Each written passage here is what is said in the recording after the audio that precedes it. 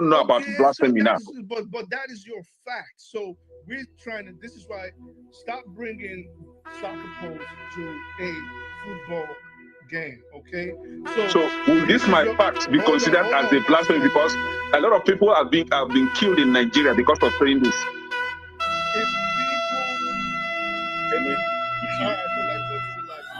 If you listen to the question I asked the guy, last question, he said he has to be to God. He said, Muhammad, you cannot blaspheme against Muhammad. And that's it, but people have been said this in miscarriage of whatever. But let me play this video. Before we jump, we'll jump before further in a second. I speak the truth. I guess like food, bread, turkey, so many things.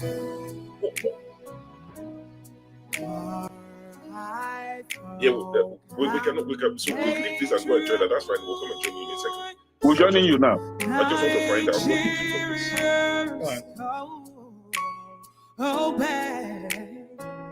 Yes.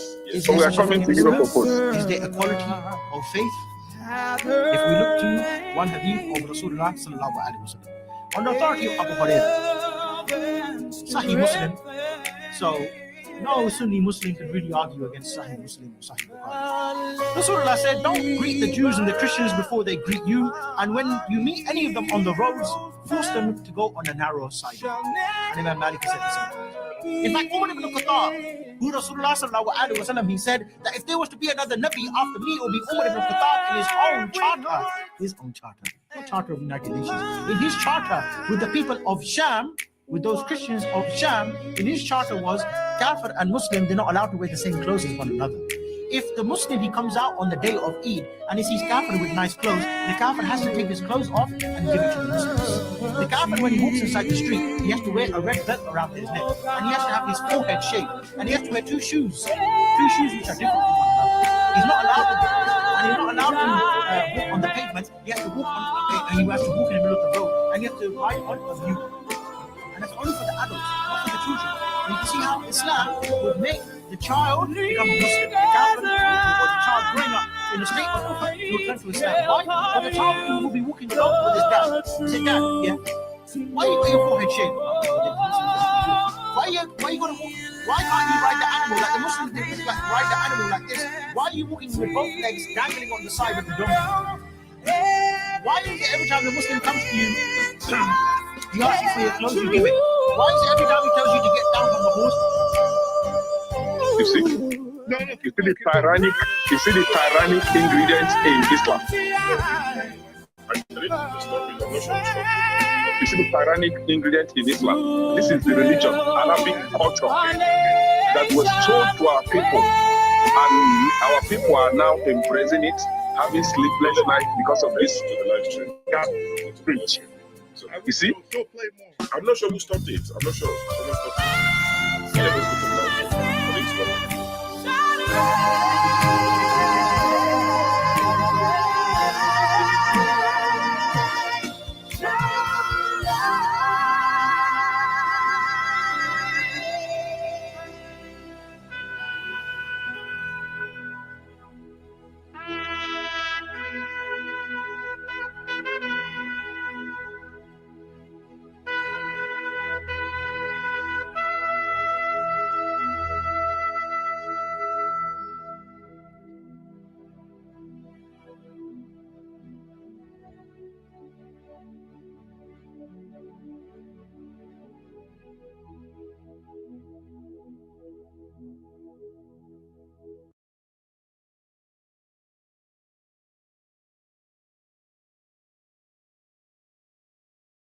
Seventeenth, 2021. Violence erupted on Wednesday in Ilorin, Kwara State capital after the state government reopened 10 schools shut last month over the use of hijab by Muslim female students.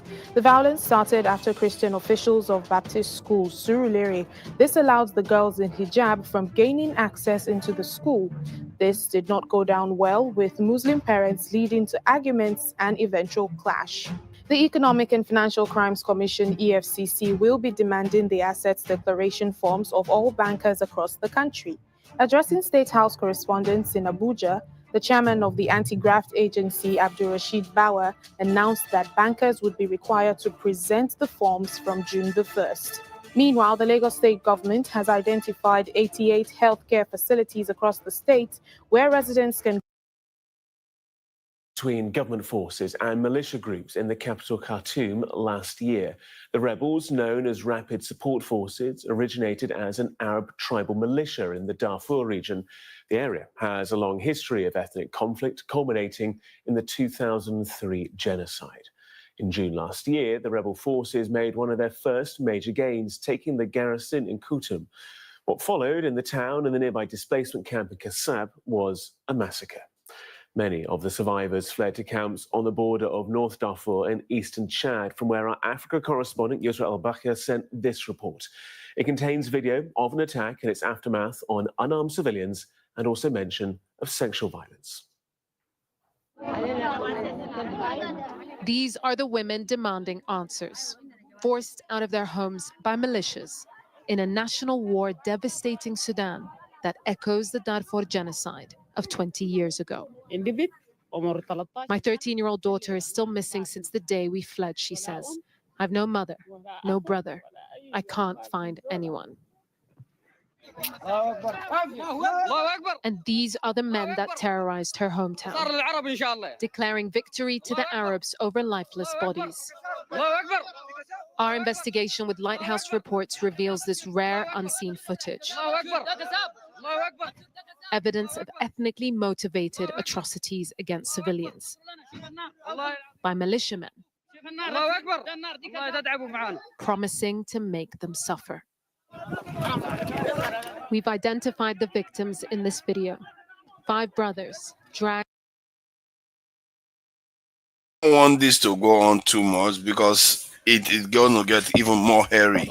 So this is what bothers me when our people talk about these things. Because when they say they are killing civilians, what they are basically saying they are killing Muslims, but because they are not Arabs. And that those people, they will pass for Fulanis. This same man that came, Perry, that came, will be the same people proselytizing the same religion, not knowing what comes after the religion. After you carry the religion, there is something else that comes with it. Arabization. They are wiping out black people from those countries. This is something that is happening right now. And our people don't want to open their eyes to see that this is something that you are actually weakening your own people against by subscribing to the same religion. And when these people were in that country now, they were Muslim doing the same thing that the others were doing, that the Arabs were doing. But when the Arabs came, did they see them as one? No, they didn't see them as one. They knew they were different. They knew, and they killed them for it. Kill Muslims for it. And what is the government doing? Well, do you see the Arab world being completely repulsed by this and say, well, how dare you go and kill Muslims? We will do everything to stop it. No. After all they want is turn Arab. When you turn Arab, then they come to the next country, make it Muslim, and turn that one Arab too. Just like they did to the entire North Africa. This is something that we have to start. And it's a serious, I think if there are very few situations I actually say it's a serious problem for us to deal with. Most of the Nigerian problems are easy. The one that is serious is the one where how do you have the people work together when they are so deeply ingrained in their religious beliefs? How do you get them to see that they are the same people, that they should work against the greater threat?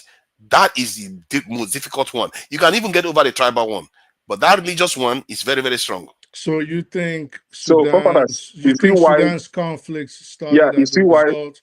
Whoa, hold on, Kenny. So you think Sudan's conflict started as a result of religion? That's what you think? No. So you think the war they're fighting in Sudan is as a result of religion? No.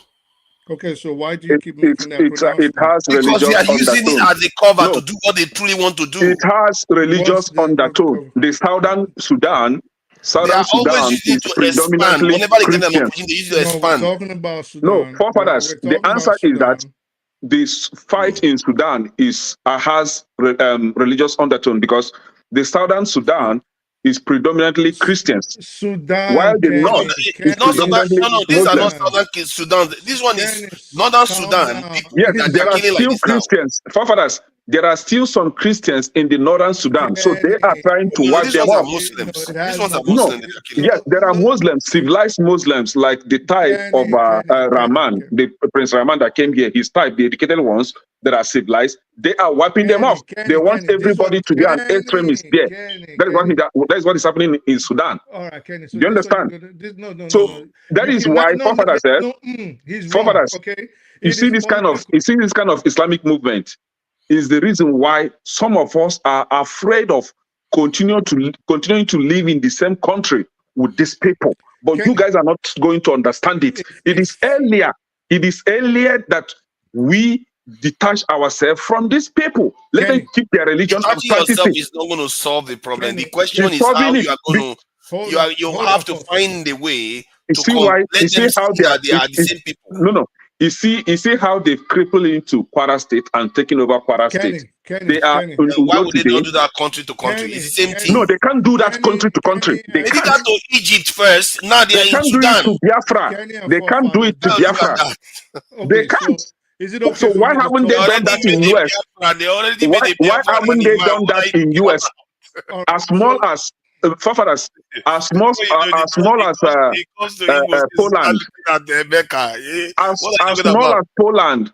Why haven't they done that in Poland, Germany, Sweden, Norway? Strong nations. Biafra is a strong nation. This is the only Biafra was that started in 1967. What are you It's a talking strong about? nation. Should I leave? We can make our own whatever that you think of.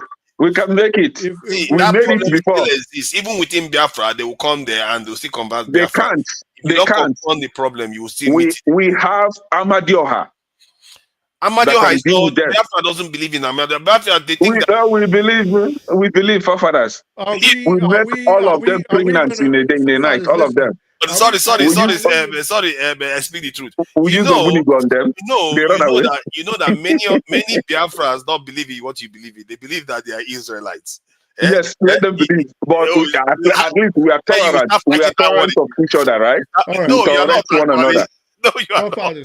We tolerate one another. Are we gonna have an intellectual conversation based on fact and evidence, or are we gonna have a clowning session based jocularly and we can just all act? Okay, let's do that then. So we just act like clowns. Is that fine? No. Let's do intellectual based. Okay, so if we were gonna have an intellectual discussion, the fun is good, but it's also imperative that we speak facts and we speak evidence. So you cannot just come on here and talk about Southern Sudan when they're not involved in the conflict. And then when we want to talk about, we say it's only Sudan, then you say, well, no, there's Christians there. The fight in Sudan is not about religion. It was about politics. It's about power. It's about economic downturn of Sudan. When in a nutshell, Bashir Omar wanted to make sure there would be no coups in this country. Okay? And then he elevated the Janjaweed and make them the RJF. The guy he put in charge, Hermit, turned against him. And that is basically, he ganged up with the head of the paramilitary. And this is what we have in Sudan. It has nothing to do with religion. So we can't come out here and. So why are they killing the non-Arabs? Well, there are no Sudanese themselves are not even Arabs. They're not Arabs. So what are we talking about? What are you talking about? Why are the Arabs killing non-Arabs then? Again, like I said, there are no Arabs in Sudan. Then whom are the Arabs killing non-Arabs? Forefathers, look up this. Look this up. Did you get this? The fight in Sudan. Let me play it again so he understands. Maybe he doesn't know where religion is very critical in the fight in Sudan. He wants to have an very critical. The Christian community in Sudan are crying for help. You guys are not understanding what is going on. You want me to share it again where I got the information? I speak it to you. You want me to share the information? You are muted. Now, forefathers, I went to this is what I said. Tahir Institute of Middle East Policy. This is what I found. They said, Sudan's Christian community has been targeted by both RFS and SAF since the beginning of Sudan war. It's always been like that. And whenever they are fighting, they often target the non-Arabs the most. May 9th, this report was given on May 9th, 2024. Well, give him the link. Let's see what you're talking about. Okay, I will share it in the comment section now because I don't know. Because I'm using this is what we need to start doing. Just look out the comment section right now. I will share it right now. This is what I'll encourage. Is there? Yeah. They are targeting non-Arabs. This is something that they do. You want me to share the information again? Do you think but their media will turn the news upside down to deceive the people outside the world? They call themselves Arab. I think I respect their right to self-distinction. Oh, good. Call yourself. I don't see them as Arab because many of them are very dark, but they call themselves Arab because hold on. Let me just say my piece. You see, even Somalians call themselves Arabs. Yeah, one of the things that they do is look like an Arab to you. Hold on, now. That's why they use rape as a weapon, because when they rape somebody, the person is born by this. If the person is born, as long as it's an Arab, somebody that claims to be Arab, that is the father, they will say the person is Arab. And the thing about Arab is that it's a very, very slippery thing. It could be, they could say it's cultural, but it could also be racial. How can Arab be cultural? That is why they will target Christian girls. They will target Christian girls, kidnap them. It's a cultural thing. And impregnate all of them. They will target Christian girls. It's happening in Nigeria. That's what they do. They will kidnap Christian girls and impregnate all of them and convert them to Islam. It's happening in Nigeria today. I can play it to you again. It's from Sky News. This one is. You want me to take evidence of something like that from Sky? I shared. Where would you prefer it here right now? The same Sky News that yesterday, the last hospital in Gaza. No. 2 days. What I shared is not from Sky. It's from the Tahrir Institute Institute for Middle East Policy. Okay, good. I'll check that. So the same Sky that 2 days ago, the last hospital in Gaza was bombed. The doctors were shot in broad daylight. I know. Hold on, let me finish. Let me finish. So the same Sky that the patients were led out and shot and stripped naked, some of them with IV on their arms, and Sky News told us that the IDF was evacuating people. This is the same Sky that you want us to take this kind of news from. So give me your source that you prefer, then I will go and seek it there so that you know this is something that is being covered by African news channels, not just this Western ones, African ones too. What is being covered? Because remember, the Sudan war. Okay, so what aspect of the Sudan war? They covered the fact that they are fighting each other, the generals are fighting each other, and they also covered the fact that the Arabs are the fact that the generals are fighting each other when there was a coup speech. What we're actually arguing is the fact that Kenya is trying to say they are killing Christians in the Sudan war. They are the target. That is what I'm not worrying about Christians right now. I'm talking about the ones worried about it. Can you just let me finish my statement, please? I'm not worried about the Christian ones. See, hold on. Christian and Arabs fighting each other is not new. The one that is new, that Muslims in Africa should, that is actually relevant to Muslims in Nigeria, is the fact that Arabs that are Muslims are killing black people that are Muslims because they are not Arabs. You love to talk a lot more than Monterey. That's your problem. So Kenny, actually, which is what... Why are you talking to him? It's not Kenny that brought the topic up. Well, Kenny did bring it up. That was Kenny brought it up because Kenny made the... Kenny is talking about South Sudan. Kenny made the wrong pronouncement. You love to talk. So okay, let's say he made the wrong pronouncement. What was the wrong pronouncement that I made? Pronouncement and mentioned South Sudan. Kenny, hold on. I'm trying to... What was wrong with that? You see why he likes to go after the one that is not substantiated? No, I shared the news. Can you share the news on the screen? I can't see. Just make things up. I can't see what you're sharing. News. Kenny. I can't see it. What are you sharing? I can't see it in the private chat. How we got to I can't share in the private chat because I'm using my laptop to search for the news while I'm using my phone for this call, right? So I shared it in the comment section. Forefathers, please. I shared it in the comment section. Let me check. Okay. So you see it there. This is what Kenny said. Kenny started off by saying South Sudan. Both of us corrected them that this is not the beef between, this is not a war between North and South Sudan. This is only I about say, Sudan. this is what I say. Then, what you The said the then fight was the that fight the on both fight was South and North Sudan has religious undertone. That okay, was like what I say. but we're Both the not. South and the North has religious undertone. That was what I say. Kenny, you will have all day to Mhm. bash Islam. Just relax, okay? You will have all day I'm to not bash bashing it. Islam. I'm exposing It is Islam. okay. So Two this is different things. Exposing and bashing are two different things. all right. You will have all day to expose Islam. Just Okay. relax. All right. So you started up by talking about South Sudan, South Sudan, South Sudan. We corrected you and No, no, said, no, no, no, no, no, no. You did not correct me on anything. all right, I did okay. not start off So by we saying South Sudan. said, I said okay, so the okay. fight on both South and North Sudan has a No, no, religious no, no, undertone. That was what I no, said. So no, what no, did you correct me no, on? no, no. You Eh? started off, Kenny. Is it okay if I speak, please? I don't want to play this You game are from saying the top. something that I did not say. All right, This is so just a few minutes ago. You're making let things me. up. People can rewind it. People can easily rewind this. You mentioned South Okay. Sudan. The discussion was not Can we rewind it? Kenny. You mentioned South Sudan. Let's not play this game, I please. said yes. Kenny, Did you hear what I was just is saying? it okay? Is it that you can't hear me or what? Let's I not repeated play. what I said, and let me repeat it. I said that both the fight on North and South Sudan both has religious undertone. That was what I said. Is it okay if I speak now?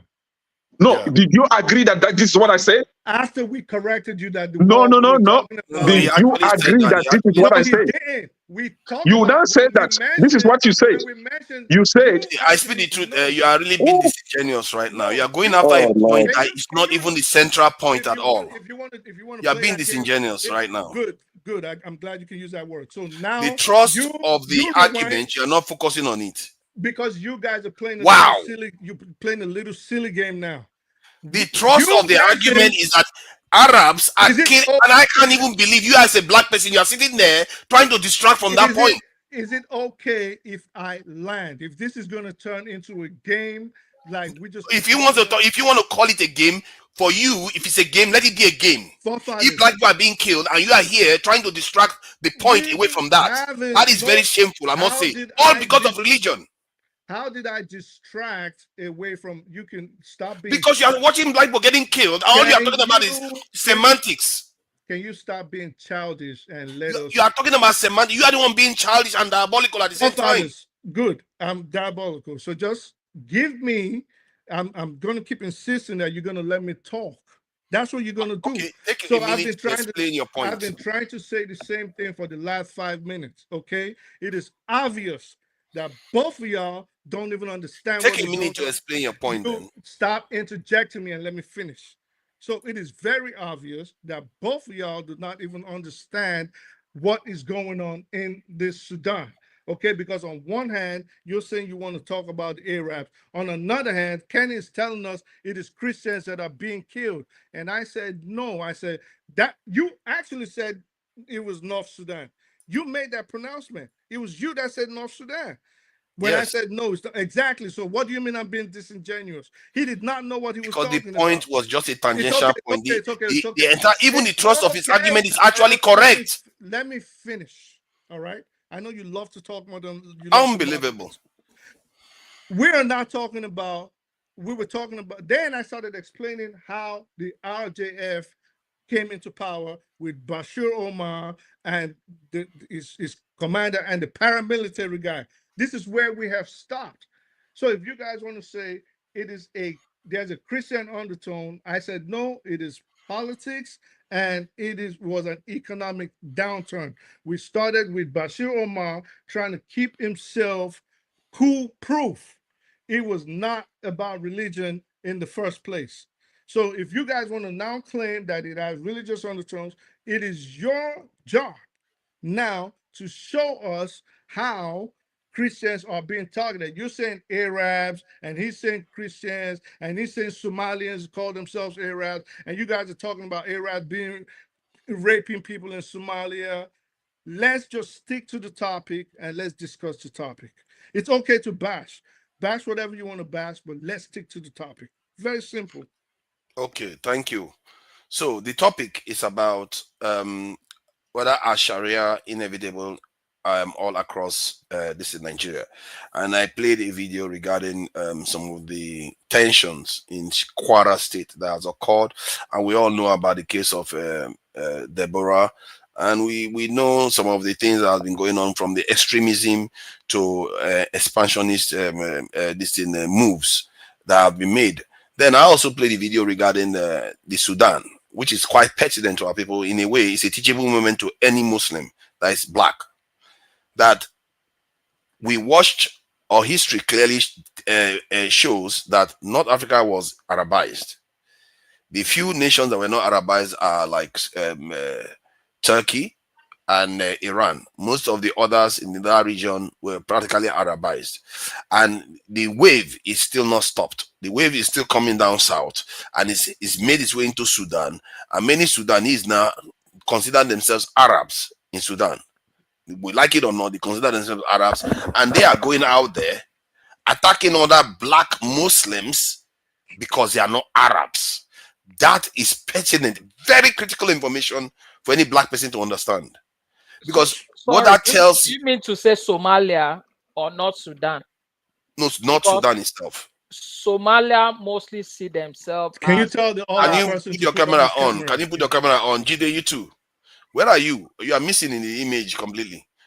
You are very far from your. My laptop is very far, so I will let you land. You can always bring it close, buddy. Bring and it close. And Jide too should be camera on. Okay, don't worry. I will let you. Put me the box. Yeah. All right. Can I ask a question before we? Sir, can you bring your camera close? Like, come on. Like, we can't. Yeah, my laptop is the position. You can carry it. You have a table in front of you, brother. So what is going on? No, it's under the fan. So the where I'm at is hot. So I need. We can't break the rules for those people, man. No, you got to. No, you can see my face. You can. No, I can't see your face. I'm nearsighted. Can you see me better now? No, I can't see you. Your camera, that is not okay. Your camera. Can I ask my question then? You can't, sir. We have to see your face. No, okay. Let me just use my own discretion to allow him to ask his question, and you will need to fix your camera for if you are going to stay on. Please ask your question. So, my first question is Niger, our neighbors, and Chad, Benin Republic, practicing Sharia law? Interesting question. I'm not even sure about that. Let's find out. No, and I want half of Turkey is in Europe to probably enlighten us. I'm not going to enlighten you if you're going to be. Turkey, listen. I see you in the comment section. Okay, we're not going to play these games. There's no game. You guys threw in a lot of lies. Okay, so put your camera. I couldn't just accept them. Forefathers, have this guy put his camera. He's trying to hide, do the collider thing, disguising like a superhero. Come on, put your camera. Let's see your face. Back your work with your face. I just told you. But we can see him. We can see him. Let him just ask the question. Can you see my face better now? No worry. I can't see your face. If we all can see you, the whole world. We can see him. Even the comment section are saying that we can see him. This is what they do. Everyone they want to say these things, but they want to hide. He has beer. He has beer. And this guy, he's a handsome man. We can see him. I speak it today. You are really being to visit us today. Jesus Christ. Because the topic is against what he stands for. He doesn't want it to carry on. Forefathers, please moderate now. Forefathers, please. Okay. Let's get this guy is asking very important questions, please. Yeah, please. That question is whether Niger and Chad are practicing Sharia law. Who's that man, Tracy Jacobin? That man. At least our neighbor, even Cameroon. Let's even look within the Sahel. How many of these guys are practicing Sharia? None, my brother. None. Zero. Exactly. Wow, that's interesting, So when Sharia is not in Niger, that is crazy. That we are doing it for our people. I'm from Oyo State. That is crazy. I I have to give it to the French, man. They stuck their constitution to that country. I've spoken to my families. I've spoken to our people. And everyone is saying no. So I don't understand why people that are not even from Oyo State are pushing the agenda. Even as it stands. Didn't you say you had a question for me? Pushing the agenda. Okay, I will listen to you. Let me learn. That are pushing even this agenda. Crazy. Let me tell you how this started. I was in the debate when all this started. 3 months ago, someone on X, Twitter, said that the Yorubas are sticking to their tradition more. We are not going to allow it. We are going to send our scholars to the West to teach them. Fast forward this month, it all started, the push for the agenda. So this stems from the historical Twitter message. Sir, and a what is plan your question? From the north. My question is Turkey practicing Sharia? Is our neighbors practicing Sharia? How many countries within the Sahel is practicing Sharia? Okay, so is Turkey practicing Sharia? No, just like Kenny rightly said the last time we spoke, he told us that Turkey does not practice Sharia. Turkey does not practice Sharia. How did they manage to convince Nigerians to even allow that to be there? No, that is crazy. Forefathers. Okay. Let's even stick to our when neighbors. Niger and other neighboring states are not even doing that it. That is not doing it. What? Benin's not doing it. Okay, so it's okay, Ola. You're hiding your face. That's good. Just stay far. I'm not hiding. So you can see my face. We can't see. Put it close. If you're really confident in your questions, my laptop. Of course you can. That's why you pretended like it was your screen. Well, anyway, in any event, listen.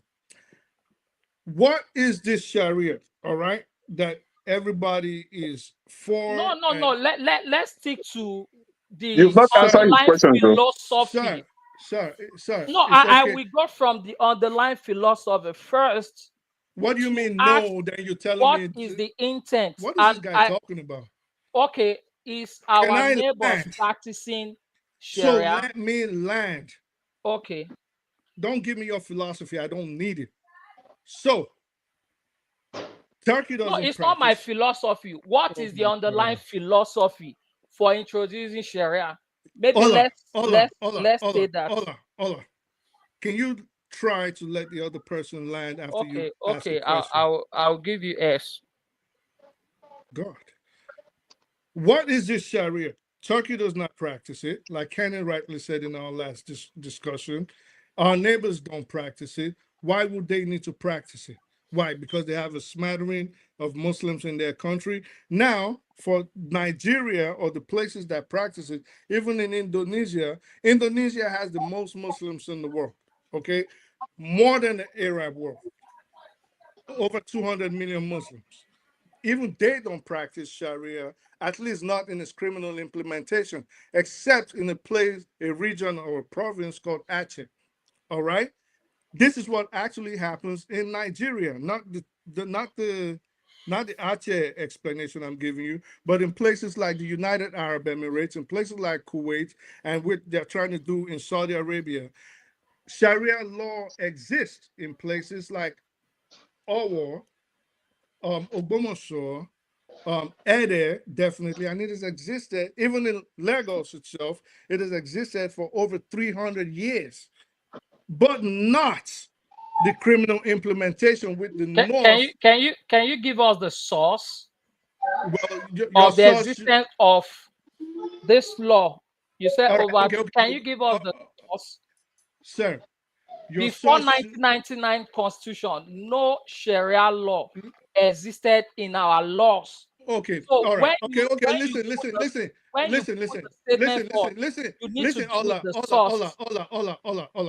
Ola. This is what you're gonna do, okay? Take your emotions, right? If there's a basket or a trash can behind you, take your emotions and chuck it in there. What you should focus on right now is facts. All right? The fact is that Sharia has existed, like I just mentioned. I mentioned Lagos. You have the ISWAP, ISP actually.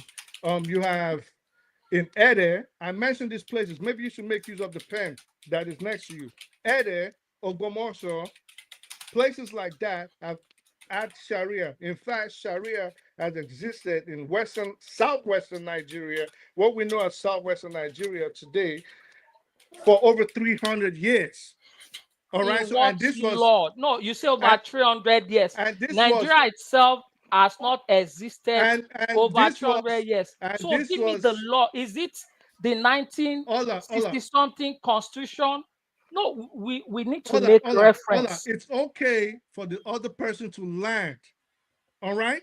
And the only Yeah, way but you you're are going taking to, your time now. No, It's a very simple I because question. I'm Hold taking on, my no, hold let on, time, me hold because on. it Let's is a calm down. Let's complex, calm down. Let me it is ask the a, question again. it So is a you, I will complex wait for you to subject. answer it straight. Let's be straight with each other. The question was how, what is the underlying philosophy behind the need to introduce the Sharia law? So it's a very simple question. What do you guys, you know what? This is what I'm going to do. Since it is obvious you guys just want to hear yourselves and you're not willing to listen to the other person, maybe I should let you guys just talk, go on a bashing spree and No, enjoy yourself. no. Because, We are listening to you. because But you are if not you say, answering. They No, no. asked you a Maybe we should you're go question. not on bashing spree answering because me, you are not Remember, you said talking. that we are not Maybe bashing educated spree enough is better. about Islam. Educate us now. exactly. Educate So, us now, please. We are okay, waiting so for you. if you let We'll give me, you time. if I keep Educate us. mentioning, Why give him time? If which he's not going to answer it, then what's the point? what am I not answering? You can I ask you a understand straight my question. You spend a lot of time talking about other things. big. I know you love to talk. Okay, so I don't know You are the what one you that has been don't. doing all the talking. I don't know. Yeah, because I'm explaining it from an Islamic point of view. So if you can give a better answer from an Islamic point of view, which I'm trying to tell him that Sharia has actually existed in for over 300 years, but you guys seem to be hard Is of. that the underlying philosophy behind it? He asked a question. About the Okay, underlying and he's philosophy. arguing. He's That's your question, and he's arguing that Sharia does not exist in Nigeria and has never existed because Nigeria has not been in existence for even 300 years. no, And no. I'm telling him, I only said give me the source. If you said Sharia existed, what is the source? The current you Sharia, know what, I you can guys give have you the fun, man. You source. guys are nuts. You guys have fun. You I'll can't listen answer to you the guys. question. Yeah, No, it's answer okay. the question. We are waiting for you. That's What why parts? Tony What is parts? silent. He's not What talking. parts? I'm not talking. What And even the parts? person that asked the question is waiting for you to answer. Well, he's obviously not listening. Either he's hard of hearing or comprehension is an issue. Because again, I will repeat and I will reiterate that Sharia, he's asking why Sharia is not in Benin Allah, turn Republic. on your camera. He's asking why It Sharia went is silent. not He's asking why Sharia is not in Benin Republic, why it's not in Togo, why it's not in Niger, and I'm explaining to you why it is not in these places, why it is in places like Indonesia, why the type that is being carried out in the United Arab Emirates, in Kuwait, and Oman, and those other countries in that region is what has been happening in southwestern Nigeria, parts of it for over 300 years. What part of that don't you guys understand? Yeah, Now, so the the issue still remains. Sorry, the Kenny. question Tony has Papa to has say anything. asked. Kenny, hold on now. Kenny, he's not going to answer that one. Let's move on from that because the point I wanted to make was about this video that I was playing because this is very pertinent to our Muslims. He's not going In to answer. What was the question going to be? see But that because he you want to doesn't want me to talk, talk about it. because He doesn't Kenny want me to had a talk about it because question. every time I try to show this video and so that people understand what is going on, he just keep going on. Suddenly, want to answer Am I a questions. magician that I know what video you want to show? Like I Kenny want to asked show his the video of question. most this Arabs killing black people. Can Kenny ask his question?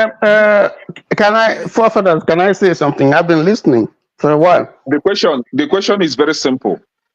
What is the motive for this Sharia law implementation in Nigeria? Since we don't have it, in our among our proximate neighbors. So, what is the purpose? What is the intent What is the agenda of pushing for this Sharia law in Nigeria? I wouldn't know. I'm not a politician. The best person that you should ask But you that, and said which that I I was think, not educated enough to know about Sharia Kenny, you law. asked me a question. It's okay. Let me answer. Okay. So I wouldn't know. The best person you should have asked, and which I believe you did, and which he answered you, was Dr. Perry. Okay, Dr. Perry good. already Okay, answered you hold on. that Okay, hold on question. there. Since you have no answer to this question, will I be wrong to say that I am not going to accept the Sharia law since you don't know the answer? And Dr. Perry was here. He didn't know the answer either. So No, will I Dr. be wrong to Perry. say that I cannot accept this? Will I be wrong to say that the agenda is for Islamic expansion? The agenda is for dominance. Will I be wrong since you don't know? Will I be wrong to say, okay, this is what I think it is? Well, first of all, that's a loaded question. So you cannot just say, would I be wrong? Then say, would I be wrong if I say it is for dominance? Because actually, even I can argue that, okay, well, I can see reason why you would say, well, maybe this really might be for dominance. All right. So that's one, it's a loaded question. But Dr. Perry already answered you, and that'll be up to them and the adherents of the Islamic faith and those that it would affect to say why. Since you don't know the motive, can you then stop defending it then? No, I'm not defending anything. What I am doing is I am correcting a lot of misconceptions that you guys are making. And what is the misconception? Well, like your fears and you making wrong pronouncements and you saying things that are actually not under the tenets of Sharia. What was our fear? Is it okay? Can I answer? What was our fear? Well, your fear is that there's going to be Islamization. They're going to rape your women. Exactly what I said. I said, will I be wrong for saying that this is what I think the agenda is? Since you don't know the answer. Let's try this again, Kenny. And when you said that, what was my answer to you? You said you don't know. No, I didn't only say I don't know. I said you asked a loaded question. I said if you only asked that would have been fine. Okay. But then when you brought up other aspects of it, I can probably see it from where you would say. Now, what if I say that the agenda that is Sharia law of 18 is as useless as anything useless? Because we have Sharia law in Zamfara State. And since the adoption of Sharia law in Zamfara State, the only thing that I've seen them doing is to destroy alcohol sellers, to destroy alcohol, go against what they call it, anything that has to do with Christianity. For example, you cannot, which happened recently, you cannot sell food when the Muslims are fasting. The only thing that we see them done with the Sharia law is to amputate young Muslims. The only thing that we see them do, the only thing we see them do you are is to destroy. Where I was taking it to. Is to destroy women. You know, this one they've answered it 1,000 times. Yeah, and that is why. Very big point. And that is why we are saying, since that is what we've seen them done, and these things are wickedness. These things are not acceptable in our society. For that reason, Sharia law should be ended in Nigeria. Like you are like them. You want to just combat them. That's why two of you are going the way you like it that way. But when I'm trying to open our people's eyes, left for me, problem, give me the right tools. I will end this thing. You are just as bad as them, really. You are just as bad as them. What you just want is fight. And Oyibo will give you gun, you go and kill your own. Just like fight, because we can't negotiate anything with these people. Move on. Let's move on. I'm not having. The responsible of talk, he said something that was very wrong. The speaker, what are they calling it? The leader, the previous speaker, the guy, Dr. Perry. Is he Ali Perry or I don't? Dr. Perry I want to respond to what they said. They said that in Yoruba land there used to be Sharia law. That's a big lie. That's the biggest lie I've had in.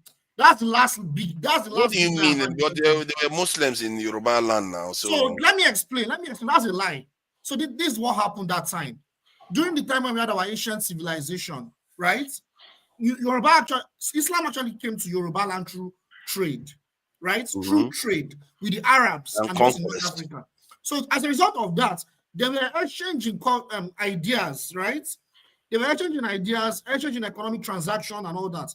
So because when you trade with other groups of people, you also get in some language, some linguistics. So that's why if you speak Yoruba, for instance, as a Yoruba person, there's some of things we say, they are kind of Arabic. You understand? So some of our customary laws, due to the fact that we're trading with the Arabs and all that, we incorporated it into our customary law. But that does not mean that Yoruba as a civilization and Sharia law, that's a bloody lie. Okay, so Jide, and that was what. Okay, Jide. Let him finish now. Let me finish now. Allow him to finish. Allow him, please. Allow him to finish, please. You have a Jide, go on. We'll play around. Calm down.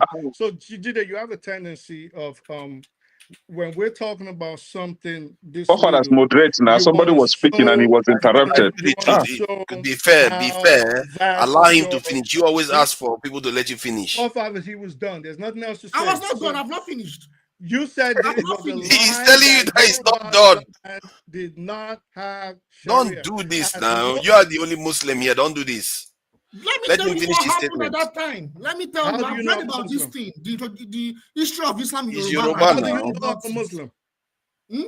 But because you want to talk. Jide, go on. We're listening. I have families that are Muslims. No, I'm talking about forefather because you just want to talk and show us his January nonsense. I said I thought you are the only Muslim. Let him finish.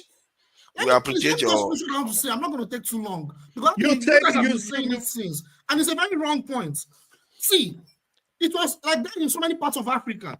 They would trade with the Arabs and they will exchange linguistics. Some parts of legal system, not like they're imposing Sharia law, but it's just natural. You exchange culture, you exchange languages, you exchange so many things, ideas. So because of that, they incorporated some of those things in our customary law. The way we punished people, the way we treated our women was completely different. It was not Sharia law in any way. Our women had dignity, number one. I'm not saying Arab women don't have dignity. What I'm saying is our women, when they were treated, it was they don't have dignity. Call it what it is. Yes, they do. Can we stop that? This is not the real point. So what I'm saying is the way we treated our women, we treated our women properly. Like our women were treated the right way compared to what was done in the Islamic world. It's completely different. Even marriage and every other form of our culture was not Sharia. You understand? There were some little things, maybe inheritance and some other few things that were gotten from the Arabs and North Africans. But that does not mean we adopted Sharia law. We did not adopt Sharia law. And as a result of that, after colonialism, those vestiges of what we got from that time, we still practice it up to today. That does not mean that Yoruba land. I really don't take this out of context because you and that guy, you guys kept saying that and you drove me crazy. Jide. It is always good, right? When you when you don't know you don't have an idea about something. Stop letting your emotions dictate, and then you bring it and pretend it's an intellectual fact. The truth and the fact of the matter is Sharia law has been in certain parts of Yoruba land since the early 18th to late 19th century, up until today. Do you know? Yes, that's Kwara, and I'll talk about the story of Kwara. I'll talk about the story of Kwara. Once mention Kwara, right? I will talk about the story of Kwara. You've never heard me. If you listen throughout today, but that was what your boss said. That was what your mentor said. Not once. He said it. He said Kwara State. He said Kwara. Not once did you hear me mention Kwara. Not once throughout today. I mentioned. Just explain your points. You're not trying to bash me. Explain your points. How am I bashing you if I said at no point did I mention Kwara? Where's the personal bashing in that? Just make your point. Try to be succinct. Can you share an evidence? Can you share any evidence to back your claim that Sharia law has been in Nigeria prior to 1999? What you said was wrong, but you said that you're saying the truth. So let me talk. Take your emotions and... Can you share an evidence indicating that Sharia law has been in Nigeria prior to 1999? Yes, in Ede. Okay, share it, please. I don't have to share. You have Google in front of you. You can No, I type in. only see October 27, This is what you 1999. do. This is what you do. Okay, This is what now you do. You can from easily. okay, let me clear Fathers, something. Let me that clear is talking something. about is one of the Because most while you guys one were of the most discussing liberal this, sounds you can think let's try of. to keep it. Let's try to keep it And civil. See, let's try to keep it civil. Today, let's try to Is enforce there Sharia Court learning. in Eddie or Let's no? try to enforce learning. I've been there before. There's no Okay, Sharia law. I don't care DMO, if you've been can there. we stop? I will be putting people backstage now. What does that been there? We have to start to we have to try to learn something here today. Does that even? Okay, I speak the truth. You're talking too much. I'm going to put you backstage.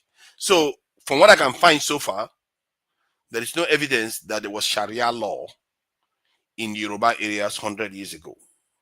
Maybe there was Islam, but no evidence of Sharia law there. I don't know whether you disagree with that. Do you disagree? Yes or no? I speak the truth. If you will, you know what? I'm gonna try this one more time, and if you guys will, you could just say yes or no. And no. It's not a yes or no question. You can't ask me a question that desires and that requires an explanation, and then you say it's a yes or no. No, it doesn't need an explanation. It's yes, whether it does require an explanation. If I've been saying the same thing, let me hear the explanation. Let me talk. Can you let me talk? If we're saying, and we've been saying this over and over and over again, and we're mentioning towns and we're mentioning provinces, and you are coming and saying, I'm checking, it's not there. Kenneth's playing around I saying, speak the truth. I said something, you asked for proof. I provided a proof. You said something, I asked for proof. You asked me to go and search. You see, our time today. You made up stories here, and I asked for proof. You asked me to go and search. But when I made my own, I provided my proof. Can you prove? Can you prove to us? Every other person. Kenneth, please, I'm getting fed up with this. Stop talking about every other thing. He said that Yoruba people are practicing Sharia 100 years ago or not. It's very, very simple. If you want to explain some parts, even if it's some parts, it doesn't matter. If some parts are practicing it, even if just one village is practicing Sharia, I will accept it that some parts of Yoruba is practicing Sharia. But is there any evidence for that? That's what I'm asking you. So this is what we're gonna do, okay? This is what we're gonna do again. And I promise this will be the last time because I don't have time for this nonsense. I have fun with the other thing. This other nonsense, I don't have time for this childish. Stop being feminine. Just relax. Pick when you're being childish. So if you have a pen, okay, you have paper next to you. If you don't, make use of your head and your brain, because I don't know if this is a comprehension issue or people just want to play games on here. I mentioned, just like Dr. Perry did, he didn't even do it. I came on here and I mentioned Ede. What is Jide's counter argument? I've been to Ede. Who gives a shit where you've been to? It's either Sharia law was being practiced in Ede or it wasn't. It's either Lagos State has Sharia law or it doesn't through the ISP. So you cannot come now and say this thing don't exist in Yoruba land. Nobody said as a whole on blanket Yoruba land that Sharia doesn't exist. It does exist in certain parts, in certain towns, and they've been. Can you show us a proof that it existed? Can I say something, please? Go ahead, Tony. Like this is not making sense. I am going to Google and I want to read something. According to available information, Islam and consequently Sharia law likely reached Yoruba land in Nigeria around 14th century, primarily through trade routes with the Mali Empire during the reign of Mansa Musa, bringing it into contact with the Yoruba people. However, the exact date of its introduction is difficult to pinpoint due to gradual nature of its spread. Muslim traders from North Africa and Mali played a crucial role in introducing Islam to Yoruba land, and blah, blah, blah, blah, blah, blah. So I don't know if that helps.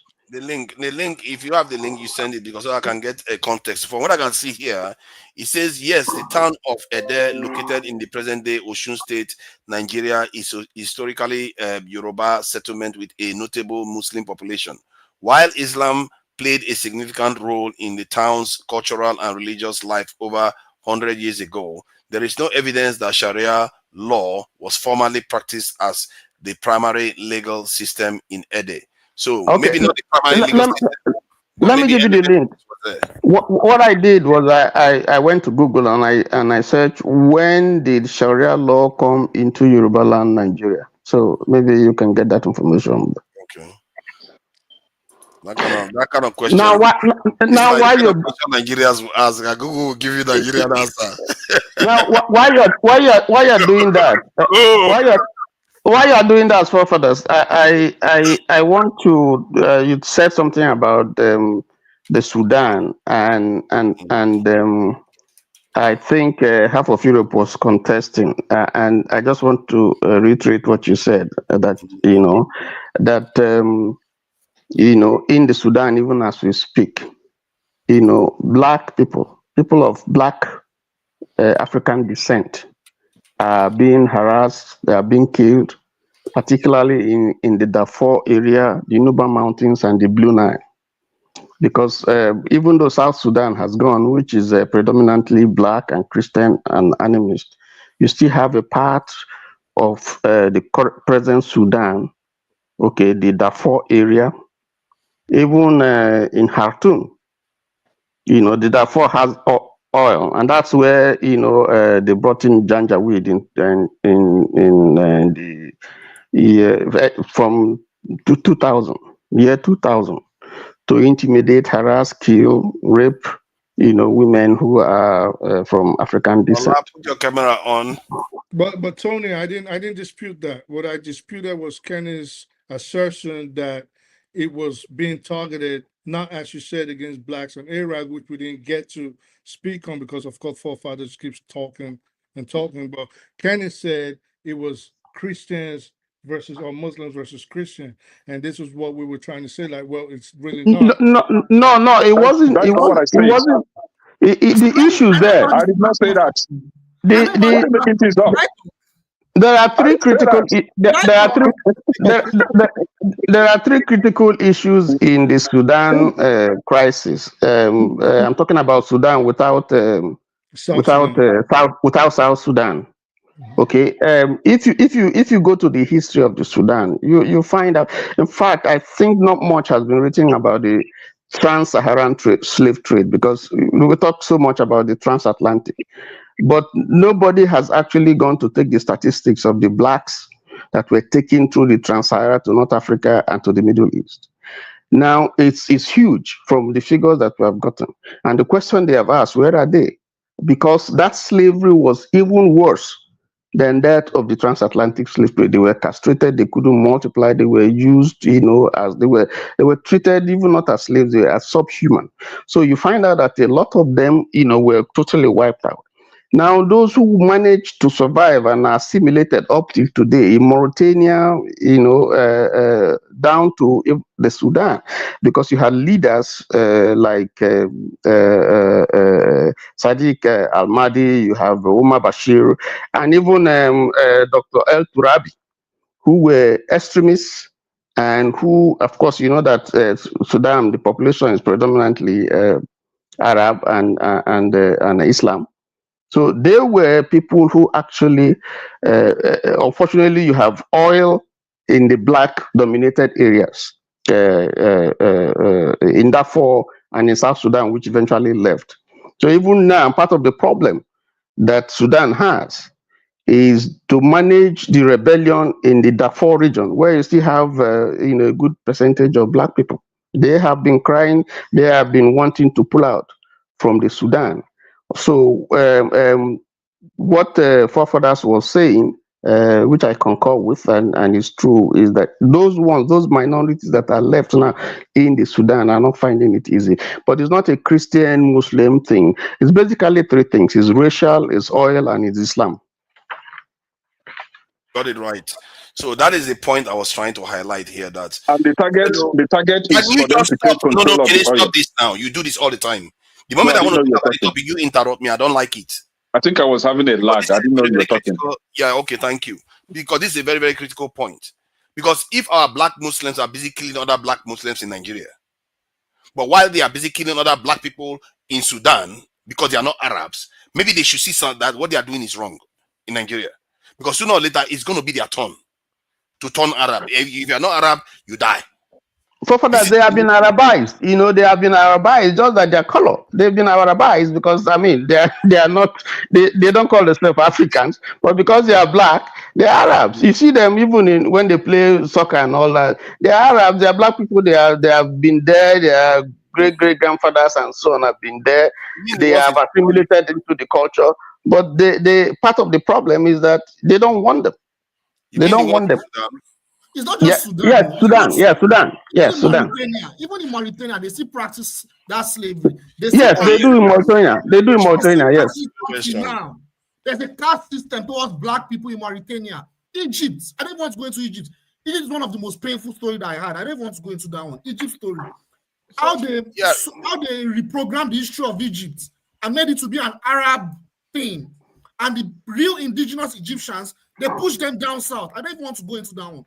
No, go into it when you go into the fact that there's also a caste system in Nigeria. So caste system. Yeah. Caste system at least is within the same race. I'm not. No, what I'm talking about here is another whole civilization and a whole race. It has been abolished. Something I don't subscribe to. It has been abolished. You know, I admit that is that, but that's not the point. This is a greater threat. This is a greater threat. Something that is happening. See, you know, when family members are fighting, that's family members fighting. When strangers show up, you are supposed to get your act together and face the stranger. The problem with the Africans right now, we are not doing that, and we are forgetting that those same people are killing our people right now. They are killing people that look like you, even if you are practicing their faith. What kind of nonsense is that? What kind of religion is that? That is why we are advocating. Forefathers. That's why we are advocating for all of us, especially the Southern Christians, to come together and reject these people. Their agenda is cruel. Their agenda is wicked.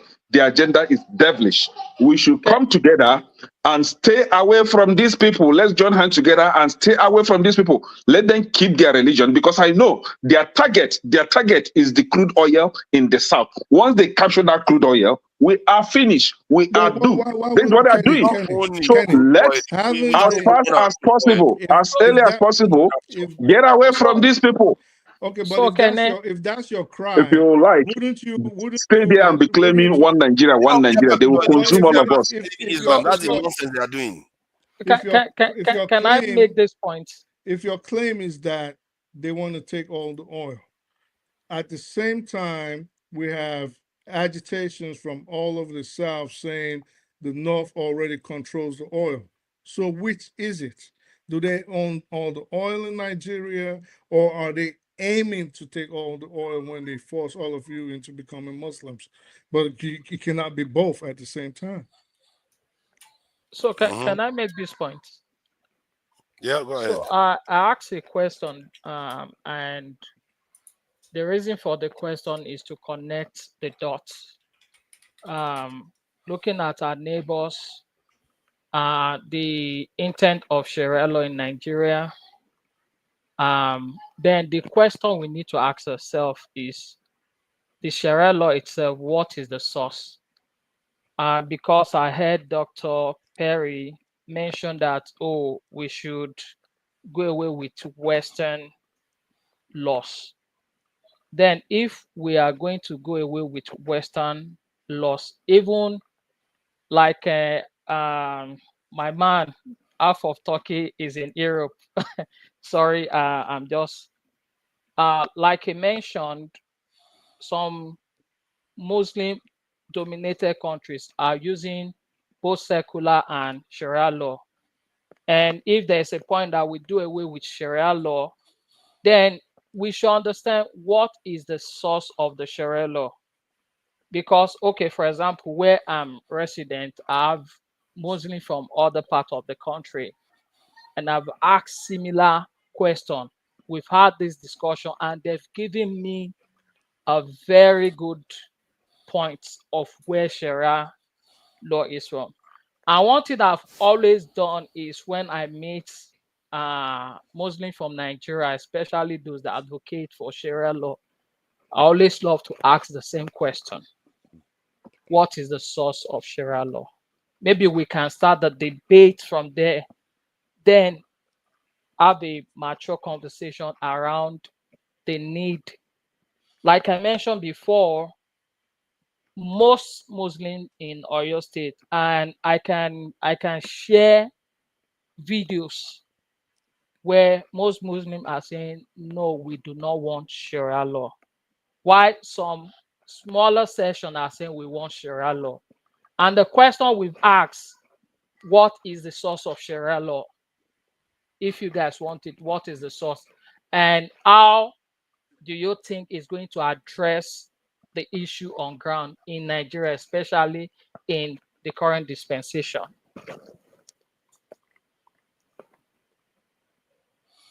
Go ahead.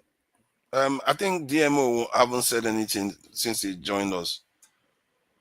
Thank you for your patience. As you can see, some people here are incapable of explaining simple concepts concisely. So you're welcome. Go ahead. Thank you What do very you much. this? Thank you, Forefather. Happy New Year to those who have seen 2025 already. Yeah, this topic, I suppose it could be quite sensitive, and I don't want to be used ad hominems, but I can't stay away from it. I've met a lot of Muslims, and there was a time I tried to convert to take their Shahada and all that, but thankfully I kind of researched the religion a bit. I have a question for half of Turkey, Europe. I suppose Sharia is a religious law, and you're meant to follow your Quran. Now, can you explain to me Sorry, chapter you don't. 9? Sorry? You're meant to follow the Explain, tenets of your Quran. explain chapter 9, but verse what? Yeah, can you just explain a bit of chapter 9, verse 29 for Okay, me? so this what I'm When not gonna. Okay, so this if what you we're link gonna it do. with the First, Sharia. with all due respect, you don't know what religion I profess. You don't know what creed I follow. Okay, just I can speak about the Bible all day. I can speak very good about the Torah, and I can do very well with African religions. But you've never But defended the Bible. and You only defend the Quran. well, that's not true. I've quoted the Bible 1,000 times. Okay, so Defending, and not quoting. can it's okay. Can I please speak and stop trying to throw me off? Stop being childish, please. Thank you. So, with all due respect, I am not an Islamic scholar, and I'm not in the business of. And even if I was, which I understand what you're trying to do, even if I was, I would not engage you in that, because this is what happens with things like this. These are very disingenuous questions, okay? So you come with a question that you already have a presupposed answer to. So say I was to tell you that this is what you are asking, and this is my understanding of that text. You already have an answer. You would come in here, it is something that you will counteract and say, and we're going to go back and forth, especially just your pronouncements alone lets me know that you are not even versed. How And this can is we with have all a due respect. conversation when you Oh, shy away from yeah, you responding don't, to others, but you always ask others to explain? so But when you you are don't, asked a question, you deviate from it and so you start being okay, condescending. so Answer the so simple question.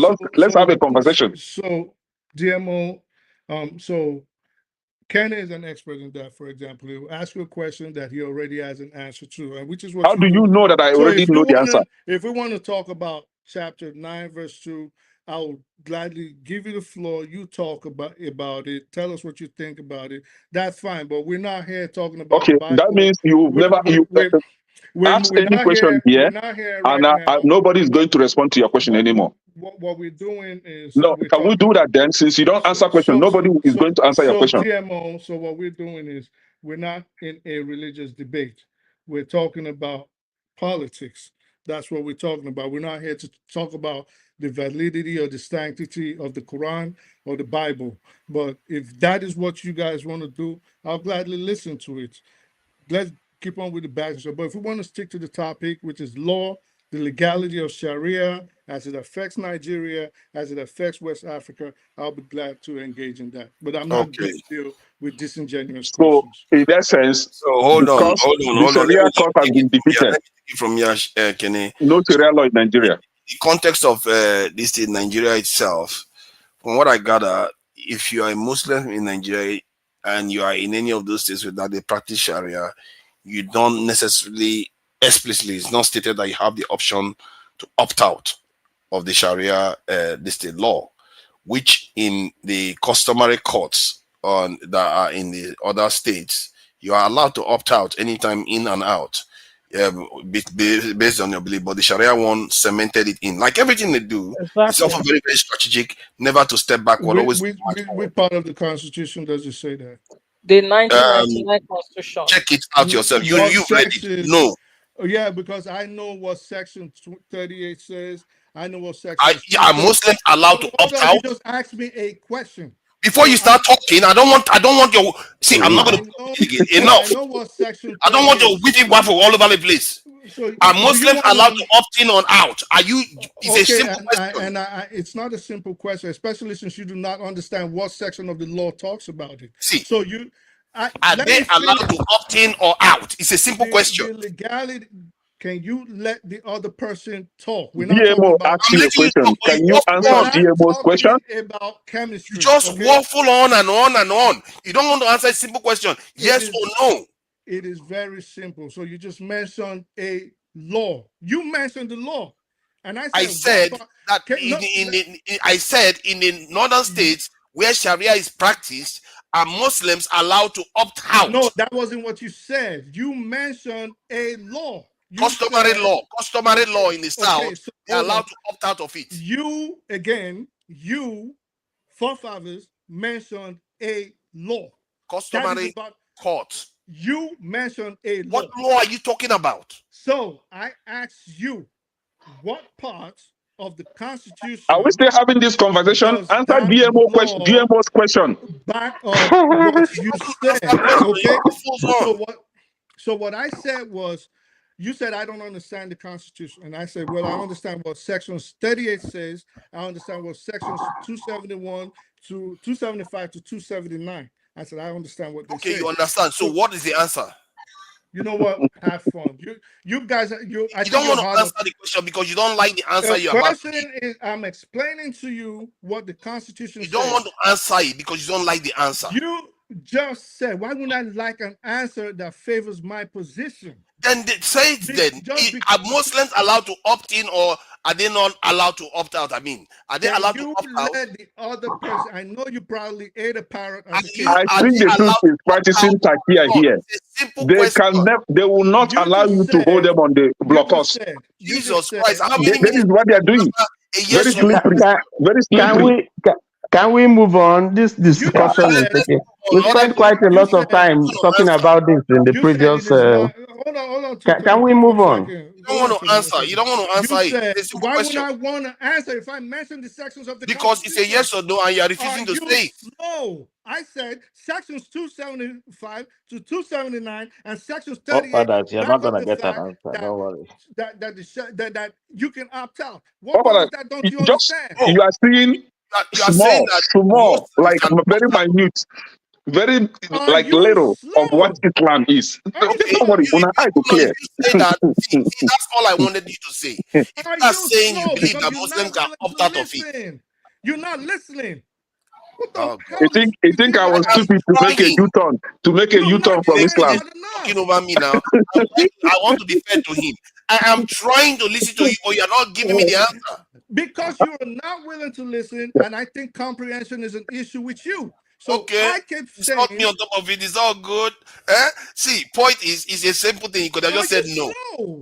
You could have just said no. They are not allowed to opt out, or yes, they are allowed to opt out. Simple. You mentioned the Constitution, and I'm telling you what part of the Constitution is that. You said in the North, and I'm telling you that. Look at him, ready to talk again. And I said sections 38 and 275 to 279, but you're not listening because you already have a preconceived notion of your answers. That is why I'm seeking your answer. What is wrong with you guys? That's why I'm asking you. Fathers, can I answer the question? Can I answer the question for you? Somebody actually say that we are all Olodos wasting our time. Can I answer the question for you, Fathers? Please answer. Yes. Okay. I'll answer the question in two ways. I know people who were Muslims, and when they became they left and they became Christians, there were serious sanctions. They faced very serious sanctions. So I want to suspect that if you are a practicing Muslim, and you don't want to be tried, by in a Sharia court, or you don't want there's going to be sanctions, because Sharia actually, is part and parcel of the Islamic practices and faith.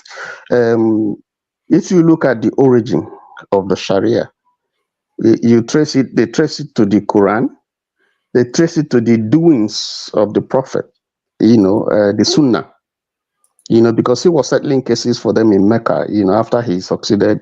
There were various wars Sorry, that they I'm not fought. stopping you. Who was the prophet? Sorry. Prophet Muhammad. No, he's not a prophet. Hold on. You are not. You are not. Hold on. You are looking for trouble. He Yes, is so a. Yes, he's not a prophet. Never was yes. a prophet. Let them, Okay. For if he's a prophet, wait let them show us now. in the book. Wait now. Both of them are the same. Listen. Let's not. This is very sensitive. To the Muslims, he's a prophet.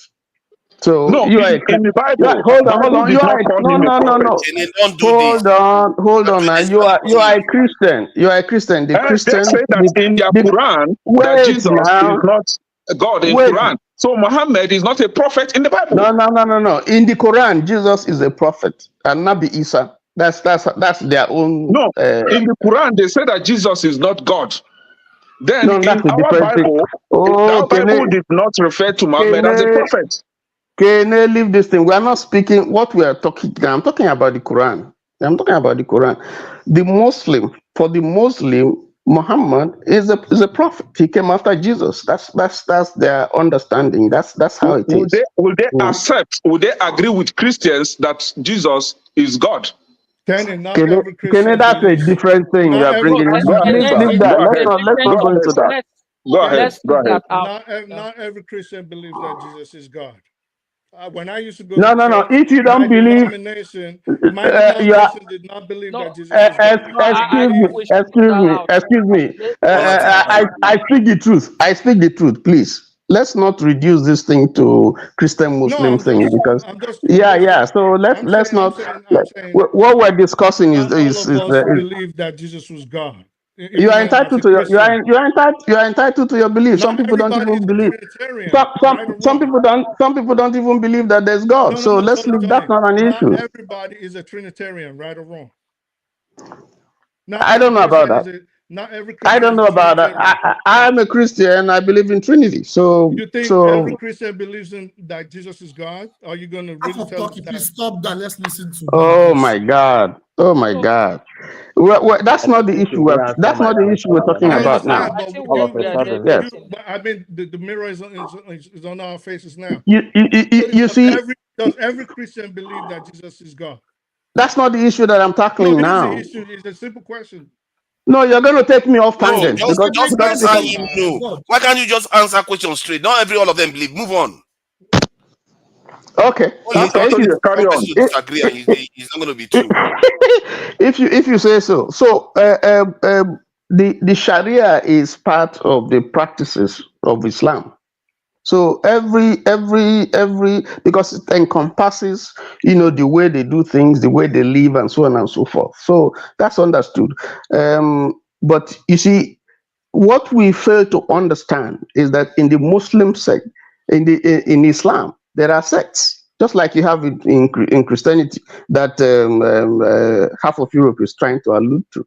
You have all kinds of sects, others, Tijaniya, Ahmadiyya, you have the Sunnis, you have the Wahhabis, you have all of them, even though they are Muslims, but there are some that are very radical, there are some that are liberal, and all these things affect their worldview about how Islam should be practiced. And so we must understand that. So whereas you find some Islamic teachers, when they teach, they are radical in their teaching, and then you have some who are liberals, and they question some of the things that those radicals teach. They tell you that those things are not there, because there are two things that form the entire Muslim worldview: the Quran, and then the doings of the Prophet, which is encapsulated in the Hadith. So all the other things are the things that Malams think and they teach. Okay, and those ones are subjective because one Malam will teach you this, another one will teach you a different thing, and so on and so forth. So all those things have become a problem, a challenge. So the Sharia, has its laws, the way it should operate. It has a way it should operate. And the interpretation and the adjudication of that law sometimes, vary from place to place. I think that was part of what the doctor was trying to say, that there is the practice, there's the law itself, and then there's the practice. And some of the issues that they are encountering now is in the practice of the Sharia. So some of them have raised questions. Exactly. I don't know if I'm making sense. Yeah, you made a lot of you're sense. making Yes. sense. Yes. So let's bring in DMO. I don't know. Do you have anything to contribute other than the question, and so that we can go to Jide and Owibo. Welcome, Owibo from Ghana, and obviously Ghanaians are envious of Nigerians. They are just always envious. It's always like that. It's okay. You're welcome. All right.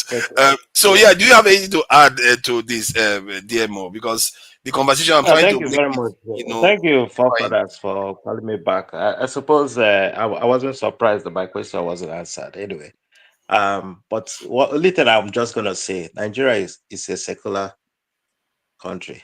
It's meant to be guided by secular law. There shouldn't be anything religious, any religious law in Nigeria. That's all. Okay, yeah, there shouldn't be really. And how do we roll it back now? I think I should argue that. How do we? Is it possible to Forefathers, roll this back so that we actually become like Turkey? Turkey is almost 99% Forefathers, Muslim. forefathers, Yeah, we can actually they create. is secular. Yeah, Turkey we is can so actually far. create. What they call it? I've forgotten the name.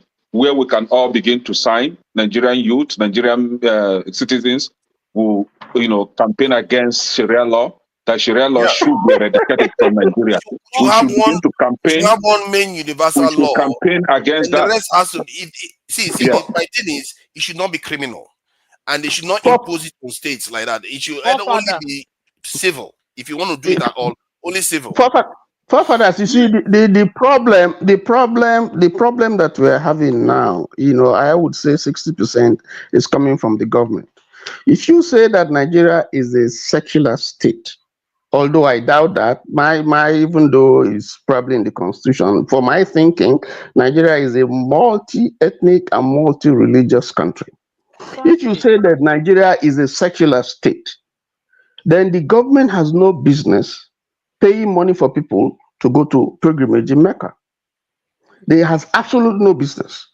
If you say Nigeria is a secular state, you have absolutely no right, going by the constitution, paying money for Christian pilgrims to go to Jerusalem. Meanwhile, you are not paying anything for people who want to go to Tokoto, for their pilgrimage. You are not paying money for those who don't even who are atheists or We who want are to go and perform whatever. our ritual Yes, so you don't give them any money. So as if we are not existing. yes, because it's their money that you're using. So it doesn't make sense. So that's why I say Nigeria is not a secular state, because if it's secular, then you do secular things. So that's where the problem is coming from. The government should hands off religion. Take religion to the backbone and let the people who are practicing it practice it. And You just also give the time. stop using state money to build mosques, national mosques, build Yes, and all those things. national Christian center. Yes, and Stop all those using, things. yeah, Yes, and that's because in nobody has ever imam built cars temple for and us. pastor's cars, and you don't do that. So you can't be secular and you are doing that. So that's part of where the contradiction is coming from. Which is what I've been asking all day. I said, what is secularity? And nobody could answer it, because if we want to say something is secular, maybe, and Now, this is what we where should be doing this is is where to even the campaign against Muslims such are having practices that are not supposed to even the be in a Muslims are secular having state. a problem, because if we accept we are being disingenuous, okay, and we don't want to face the Can reality. I say something What about is the law? What What is the law that governs Jide? Like, damn, when did you become like this? So what is the law that governs the Nigerian space? Okay. If we say secularity, we have fashioned our laws, and I'm saying this to you, Tony, because you're very intellectual, obviously, when you choose not to be disingenuous, right? So if we say our laws are fashioned after the United States, which the United States fashioned its laws after that of the English, which the English fashioned its laws after what? Without mincing words, after Christianity, after the Bible. Okay, this is what they did. So our laws in Nigeria that everybody is on here blabbing and screaming and saying circular is actually fashioned and modeled after Christianity.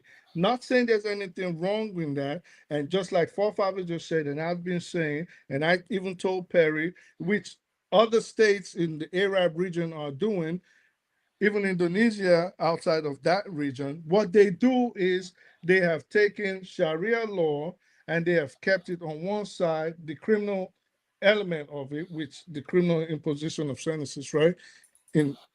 But they've dealt with the civil aspects. And this is what will it be a problem? And like Perry rightly said, why would you care if Muslims said we want to be governed under Sharia law to settle disputes like marriage, divorce, inheritance? You can't shake your head, Demo, because for example, in the southeast of Nigeria, where Christianity is prevalent, women do not have the right to inheritance.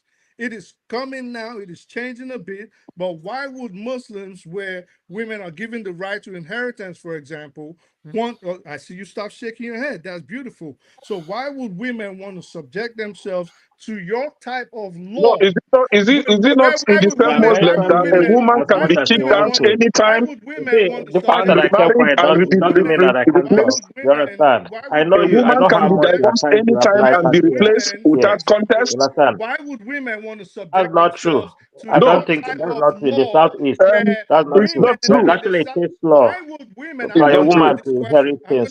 this That's question. not true. Why That's would not true. Muslim women, for example, that can get justice in an Islamic Sharia court when No, it comes to they don't get justice. inheritance What They of kind get of justice marriage, stoned do to they get? death. when it comes Your to They don't Quran get says a justice. inheritance, woman They I get will has ask stoned precedence to for a death. question. man. So They Don't say don't why get that. would That's not women true. they in can be Islam, That's replaced not true. anytime. Women are subjugated in The, why Islam. What would are you in talking women, about? Islam, okay, the so That's Sharia not law true. stipulates that a these man can subjugated wake up in women, the morning okay, so these and subjugated decide women, to divorce his wife.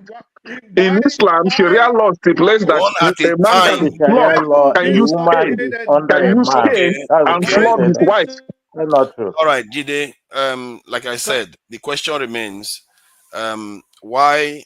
How do you think Nigeria, if possible, can roll back the Sharia law in the system? It doesn't have to wipe it out.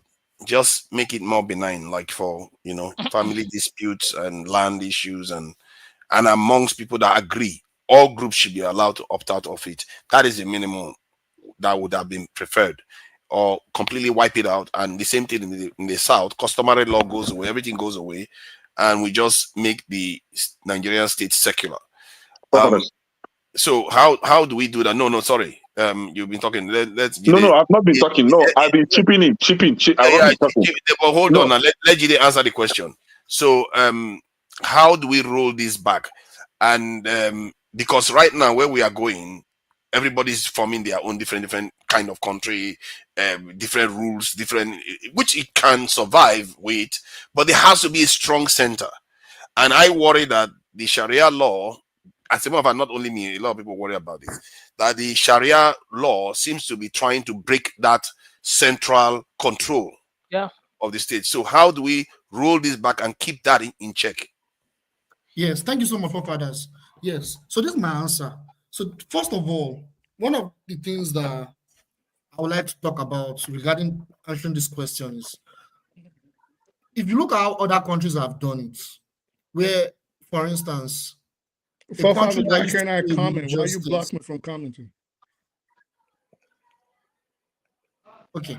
So if you look at an example, like to put things into context, we need to look at countries that used to be religious states and eventually became secular. And you will realize that how they were able to evolve from their far-right religious states to secular states came through revolution. I will give 3 examples. The first one is France. If you look at before the French Revolution, France used to be a monarch in the 18th century. There used to be a monarch, and due to the impact of the merchants, right, there was a revolution. I don't want to go into the story of what happened with that revolution. Due to the effect of the revolution, we could see that was when the beginning of the separation of church and state began. And you see that now, even though France has a rich history of Christianity, France is now strictly a secular state. Another example I'll give is Iran. Not Iran, forgive me, Russia. The Russian Empire used to be a Christian state. In fact, there used to be, the whole of Europe used to be Christendom, right? There used to be a heavy Christian. I'll use Islam as an example too. I'll use Algeria, but before I go to Algeria, I'll talk about Russia. If you look at what happened in Russia in the early 20th century, Russia was a Christian monarch state. They had some Muslim minorities, right? But it was a Christian monarch state. There was a revolution in Russia. I don't want to go into what happened with that revolution, but that revolution also was built under the ideology of a secular ideology of communism. Communism was able to absorb all religions and separate it from what the state should be like. It was under a secular ideology. But what happened was before it got to that point, there was a bloody revolution. Now I'll use Algeria, which is a Muslim, which used to be a French colony, and also there was even an attempt for it to be Islamized like Nigeria, but it failed. Algeria used to be a French colony. Algeria was able to liberate itself from France in the early 19th, I think in the early 1960s. They were liberating themselves from France. However, they still had another virus, just like in Nigeria. It was the radical Islamic. Dude, what's all these history lessons you be giving? Just my God. The point I'm making is, let me finish, please. The point, okay, let me continue what I'm saying. So what happened was that radical Islamic political sect, they wanted to Islamize Algeria. They wanted the Sharia, they wanted Algeria to be an Islamic state. So if you look at the 1990s, there was a bloody war in Algeria to whitewash and cleanse off these radical Islamist rebels that they were militants of the Muslim Brotherhood that wanted to Islamize Algeria. And now Algeria, even though it's a mostly Muslim country, it has been able to manage the effect of Sharia and radical Islamic ideologies. So now Algeria basically is a secular state. So what I'm thinking now, let's look at Nigeria. How can Nigeria do that? It has to be through a secular ideological revolution. Either through that, or there have to be a vote, and where we have to reach a consensus of how we have to relate and how we have to rule each other. Either of the two. Either the peaceful way, we have to negotiate and discuss how we are going to rule each other, or through the inevitable way, which many of us don't want, a bloody revolution. That's my answer. Thank you. Often that's what it tends to come down to. I really wish there is a way to keep this. So far, they've kept it in check because all the states needs to approve these things before it comes to fruition. Yo, why you block me from commenting, bro? No. Why would I block you? I never block anybody. I don't know. So why can't I comment? I don't know. Maybe YouTube doesn't like you or something. I want to ask Jack when I'm crap. I don't know. I don't block anybody. I've never blocked anybody. Because I'm trying to ask Jack when crack is smoked already in 2025. You know? So yeah. Okay. So I don't know whether I should ask you this or go to the next person. I think Onwibo hasn't said anything for a long time about this. But is there no way to do it? We have to figure out a way to do it. Because my worry is that the South too is complicit in this. Because this is a democracy we are in. It's a democracy. And democracy means that if you have numbers, you vote for certain things, you get your way. Yes. And right now, the North seems to be growing faster. And the South hasn't made any effort to kind of nail it into the constitution so that it's almost impossible, like requiring 2/3 or 90% of the states. That's why I say, we can actually create a petition right now on this platform and we begin to distribute same link to all platforms. Let's begin to sign against Sharia law in Nigeria. This is what we can do for now, right? I don't think any of us is ready to pick up arms because there's no way you can stop these people now. You can only begin to create this awareness both in diaspora and in Nigeria through petitions.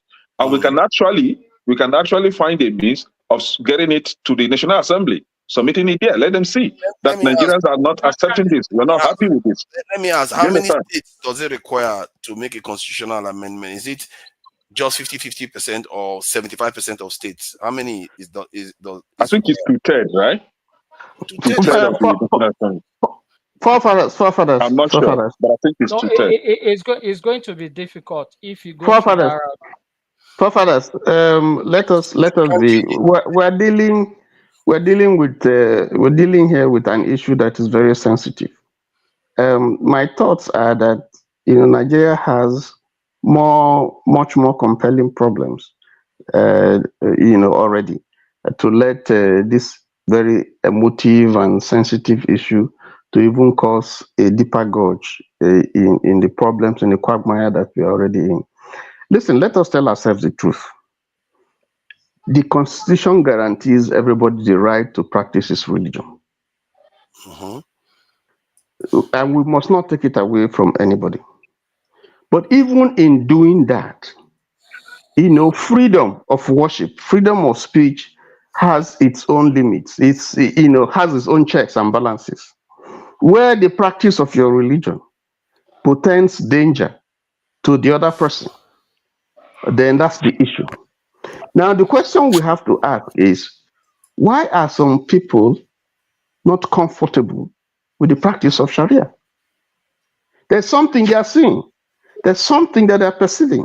How has the practice of Sharia in the states that are currently doing it affected those people who are not Muslims? Or how has it affected the people who are Muslims themselves? Are the Muslims willing to submit themselves to the discipline or sanction that the law of Sharia provides when they fail foul of the law? Yeah, I mean, I've not seen a governor who says, I don't want to be tried in a conventional court. Try me, maybe who is charged for stealing, some dollars. I don't want to be tried, in the secular court. I want to be tried in the Sharia court. I've not seen any governor. I've not seen any. Well, not one governor. I've not seen. Exactly. So I get you in terms of the priorities in terms of within the nation. My concern with this is that at the time when you want to be marching forward in a kind of unified manner, you have to confront some of all these things that could rear its head and cause division among the people. Just like they use tribes to divide us.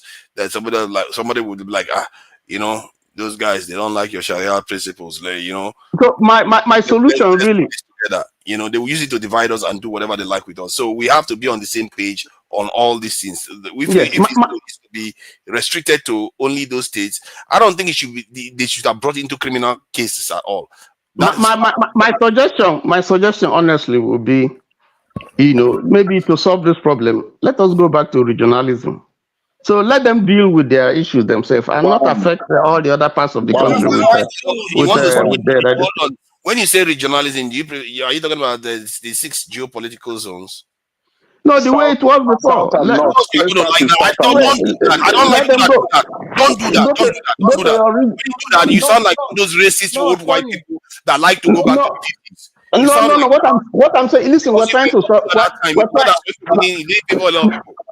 We're trying to solve a problem. Okay, that is contentious. It's like the regional system is the golden age I want to go back to my Midwest. Yes, I say my Midwest, and nobody's going to come to tell me nonsense.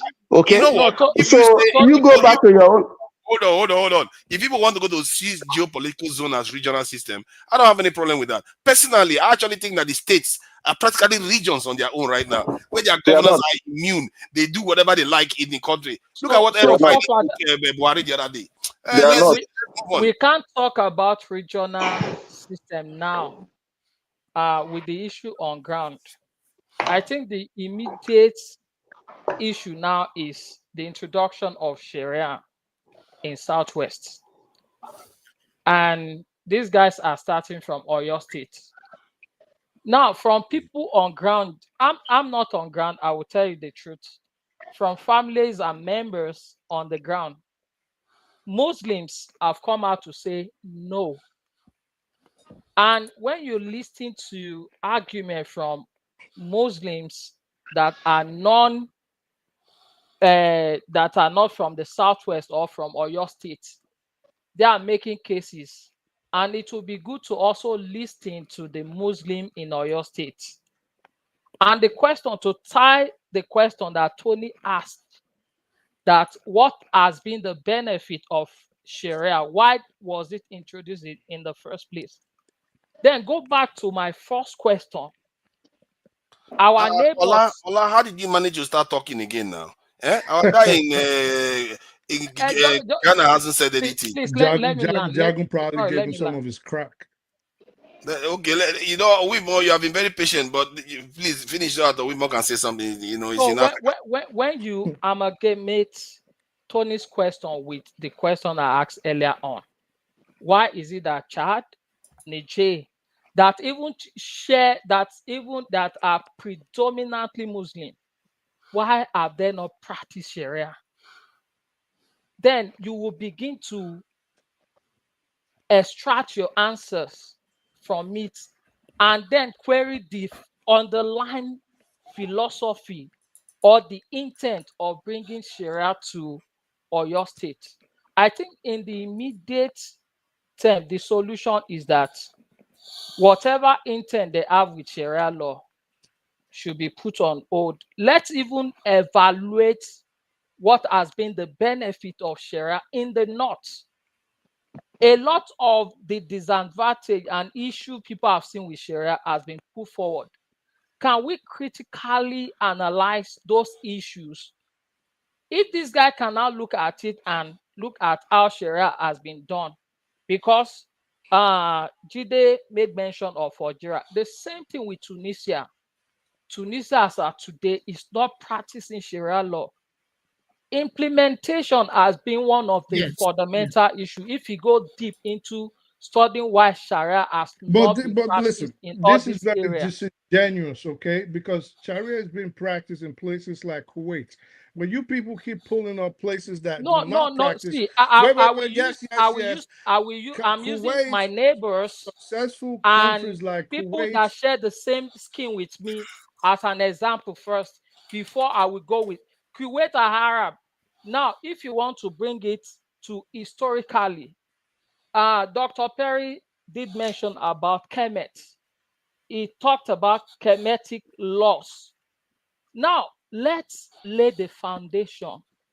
The Kemetic laws are different from the laws of Moses. In Kemet, Moses' laws was part of the laws that was used in Kemet. But over time, there were other laws that were added because the Kemet are known for their philosophy. They are the Egyptians of today, before the Arab came and conquered them. Boy, here we go. Now, if we go to, no, you will not see, try to listen to other people and extract some fact from them. If we are not open to debate and listening to other people, there's no way we can learn. If we talk about history, this is the history. And I ask you, what is the sources of Sharia law? And I'm going to, since Dr. Perry laid a foundation of Sharia law to the laws of Moses, and I said it's not only the laws of Moses.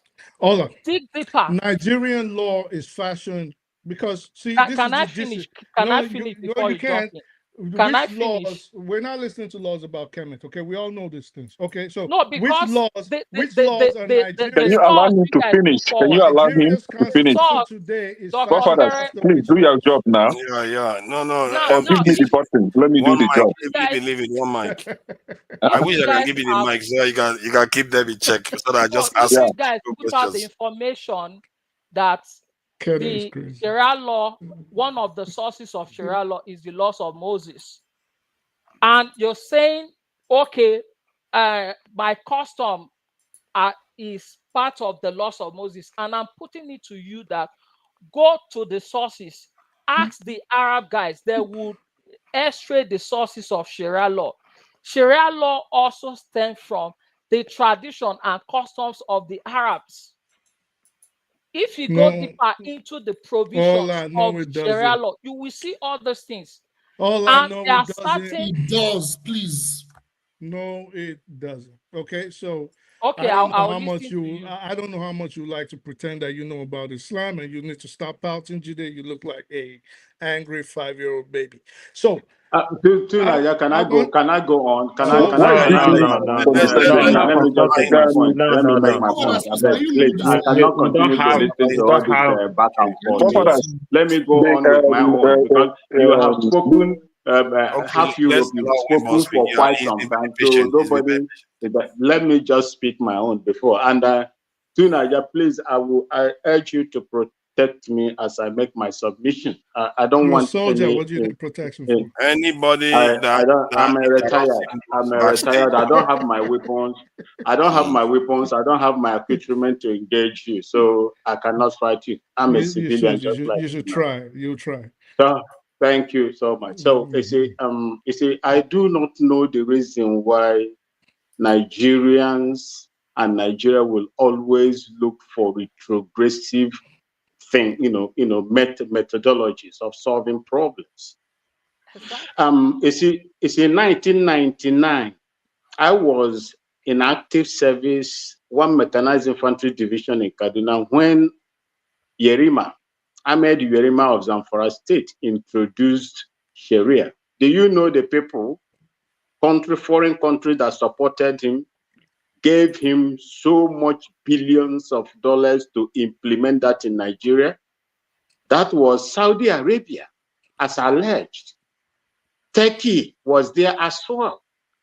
But my problem as at that time was, why will Obasanjo, knowing fully well the problems, how problematic that is, allowing it to stand January 2000? I was the Sharia incident and the riot that was My, so my brutal. brother, sorry. What happened to him? Sorry, my Is there? brother. Don't be angry. You see? Ahmed did not introduce. He did not introduce Sharia. Sharia has been there. He introduced Sharia as a state religion. So that's the issue. That's what I just wanted to correct.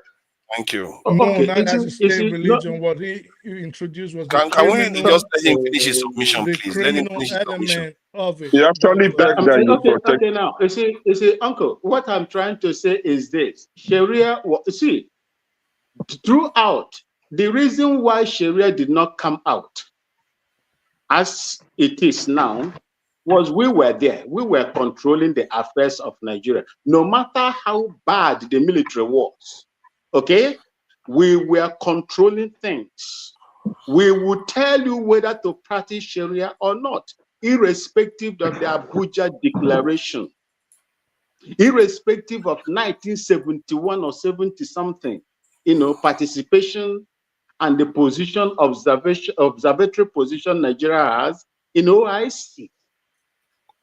And when Babangida ratified it, I think 1986, as a full-blooded member of OIC, the military were controlling things. We wouldn't allow you to do anything that is going to destabilize Nigeria, as at that time, irrespective of how bad the soldiers were. Now I ask you, why couldn't they, some of the governors who are Muslims, pure Muslims, introduce Sharia as a state law when the military were still in place? Why couldn't they do that? Power moved away. Power came to South. There is no other point in order to create disadvantages and all kinds of things. Ahmed Sherima introduced it immediately. The scepter of authority was handed over to a Yoruba man from the southern part of Nigeria. We saw all those things happening as at that time. And I am vividly going to tell you people how these things happened at that time. The support that man garnered was so heavy. Do you know the number of people that lost their lives during that Sharia, riot in the entire North? Do you know how many businesses that were destroyed? How will you introduce something that that is meant to take care of you, your religious belief, tradition, and custom, and you will allow it to affect me? That is not. I have nothing to do with Islam. Why will you do that?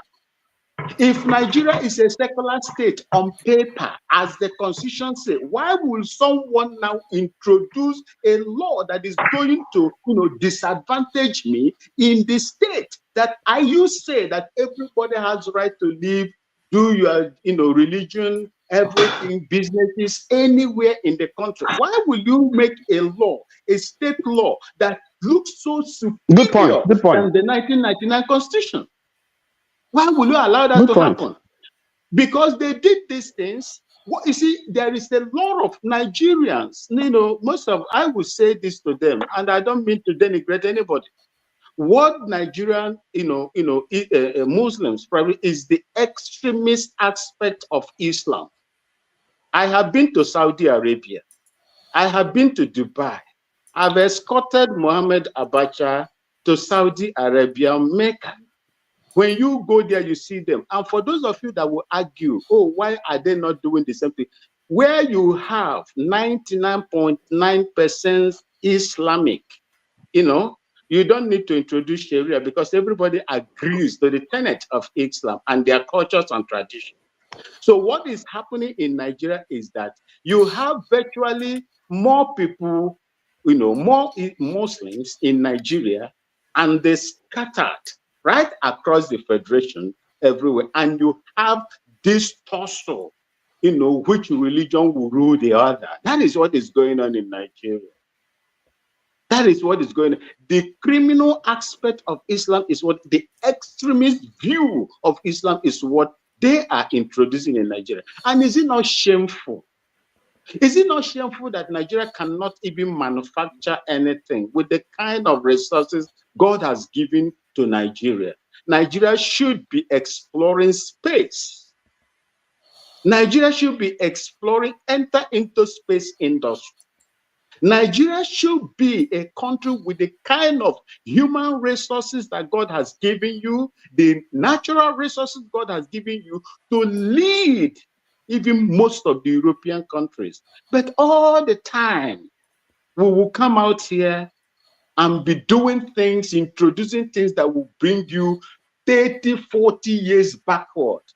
Tell me, which country where the Islam come from are amputating their people when they steal fowl? Go to Zamfara State, they are amputating people when they steal fowl. But politicians of the same, religion will steal billions and nothing will happen to them. Like someone said here, they will never be tried, allow themselves to be put under Sharia court. They won't allow that.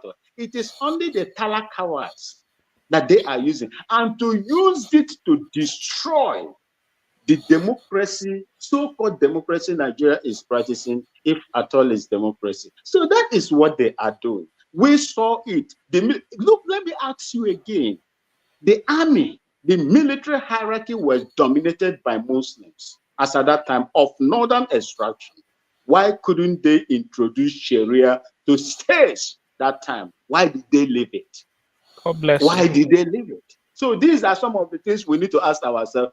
I want a Nigeria, if it is really going to work, that is going to go into, productivity instead of retrogressiveness. That is the only thing I want to see in that country. But if religion is going to be a tool to destroy people and to destroy their lives, my brothers and sisters, I will tell you that it is better to destroy that foundation that holds Nigeria together so that everybody will go to their home and region and practice their religion. If I want to come into your region, then I will come there and obey all your rules over there. So you will not use your religion to intimidate those people that are minority in those areas where these religions have been practiced. I yield here. Thank you for that.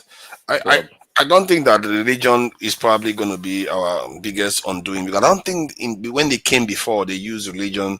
It's mostly tribe they used to divide us. But I guess religion doesn't help when we have different views on it the way So we are having today. just to add to what you said, forefathers, and just what even Awinbon said, he made a lot of good points, because one of the major issues is that we forget to realize that even during colonialism, there was a recipe of religious separation of those territories. So what do I mean? When Nigeria was about to get a so-called independence, what the British did was they gave power to the north. So even the southern leaders, I think it was Awinbon that said that thing. That even when Obasanjo ruled Nigeria in 1999, it was complicit when they implemented Sharia law in Zamfara state. That's because his election as the president of Nigeria was validated by the Northerners, because the Northerners, the structure of political leadership is still being controlled by the North under the supervision of the British. And that has not gone in Nigeria up till now. And that's the reason why they can try to implement expansionist Sharia policy in Nigeria aggressively. But I'll stop there for now. So what I think, what I think, 1 minute. What I think, if you ask me, is that the force to introduce Sharia law in Nigeria, if you check the history, they did it under Obasanjo. Now they are trying it under when you have a Southern president, a president from the Southern extraction. Now, if you ask yourself, you will almost want to conclude that this is a political tool that has been used by the North. Even if I don't want to say this, that would be my conclusion. Okay, so let me just quickly say something. People you see what happened during Obasanjo? Under the current. That is what is trying to be replicated now. Okay, like when your guys are trying to use the Sharia law as a bargaining chip in order to. Started talking, you want to start interrupting me? No. You've been talking now. You've been talking. You've been talking. You've been talking. Speak. So you've been talking. Under the secular laws that we currently have in Nigeria today, people still steal billions, and this is not saying Sharia needs to be criminalized, okay? So because I don't understand the hypocrisy. Under the secular laws that we have in Nigeria today that we run, politicians still steal billions of dollars and they get away scot-free. At the same time, less than 2 or 3 days ago, a person was released from prison after spending 14 years in prison in southwestern Nigeria for stealing a chicken. So let's not pretend that what the North is doing is not political. If you say it is bad in their implementation, like Dr. Perry was trying to tell y'all, we agree.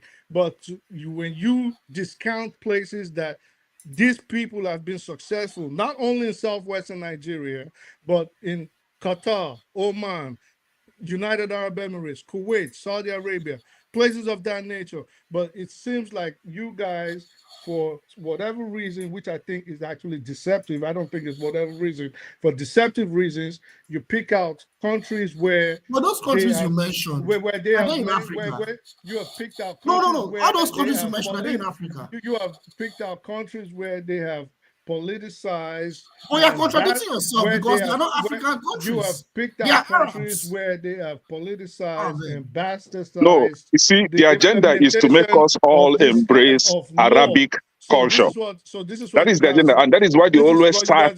They always start an example with those Arabic countries. See, I have no business with Arab. I cannot accept Arabic culture. It is not done. I'm African. It's okay. let's have the next AY. Thank you for joining us. It looks like another canker one. why, hey, let's be nice now. This is the new year. This is 2025 AY. That is like a ghost right now. What's going on with you now, AY? What do you make Sorry, of forefather. You know we don't have lights. We don't have lights. I'm Oh, not this sure. guy. You're not in Nigeria now. No, I mean there is no you're in light Nigeria? in my city. Yeah. That's cool. Well Yeah, done. Well done. you living next to righteous man. Happy Yeah, New exactly. Year. Hope you're having fun in Nigeria. Yeah. Yeah. I mean, Okay, with all the happy dedication, but people. I'm sure you must be feeling a little bit uncomfortable with all the conversation going. You are Not rolling really. around. Not really. I'm just surprised at people high level of ignorance. Yeah. But why That's do what is interesting. why do people say that often when they question something to do with Islam, they'll say it's because you don't understand it. When in reality, people are watching people like Deborah give murder that Fulani, this not Fulani, I mean terrorists using the faith to do all those things, and then they are passing rules that are so stiff and tough within a nation that is threatening to actually overwhelm the nation's institution. Then we say we don't understand why people are reacting like that. Come on, we know why No. this. You. I mean, you have a point. The case of Deborah, I heard people. I was listening here and there. People were saying like, "Oh, that's Sharia." It's Jogo justice. It's not Sharia. Deborah death has nothing to do with Sharia. So it's just like how you have all the Jogo justice in Lagos, in that part of the country. The only thing. Those jungle justice, they are not saying in the name of Jesus. That's the difference. Hold on. That's the difference. Does that make sense? The only they're not saying in the name problem. of Jesus. That's the problem. Oh, Father, hold on. That no wonder your panelists, they are just rowdy because look at you this are one. rowdy. Look at this one. He Okay, let me say this. Let me say this. Let me say this. Let Allah be praised. You are not a baby now. Why are you behaving like a tout like this? Yeah? Childish. Okay, let me say this. We're all trying to be. Let him finish. Hold I on. think he's being quite polite. It's nothing like half of So, Turkeys in Europe. Where I blame the government is Wanna not smoke bringing those crack like people to book. You know what I mean? But what happened in the case of Deborah was just Jogo justice, to be honest. Yeah, but the only point where I will blame the government, the people involved, you need to bring those people to book. I mean, some of them were arrested. I don't know what happened with that case. But they are all been released. Area, to be honest. Kenneth, you need to learn to elevate your discussion a little bit. Everything is not cheap. Stop being childish. You don't talk sound. I don't want to say something. Call it whatever you want to call it. Calm down. Since you all are trying to be stupid in that country, Hold on. Okay, yeah, so let me ask you now. Okay, finish what you are saying, then I'll ask you a question. There is a lot of misconception, right? I would understand the feeling of people that are not Muslims. To be honest, they have right to be agitating. To be honest, you can't remove it from them. The concept of Sharia is I mean, if you can't apply it to non-Muslims, right? Especially if it's a secular state, as Nigeria is called, right? It's not applicable to everybody. Even if you live in a Muslim country, I mean, if you can decide. You said you can't try me in a Sharia court, right? Take me to a civil court. Sharia is not only what the way people understand it.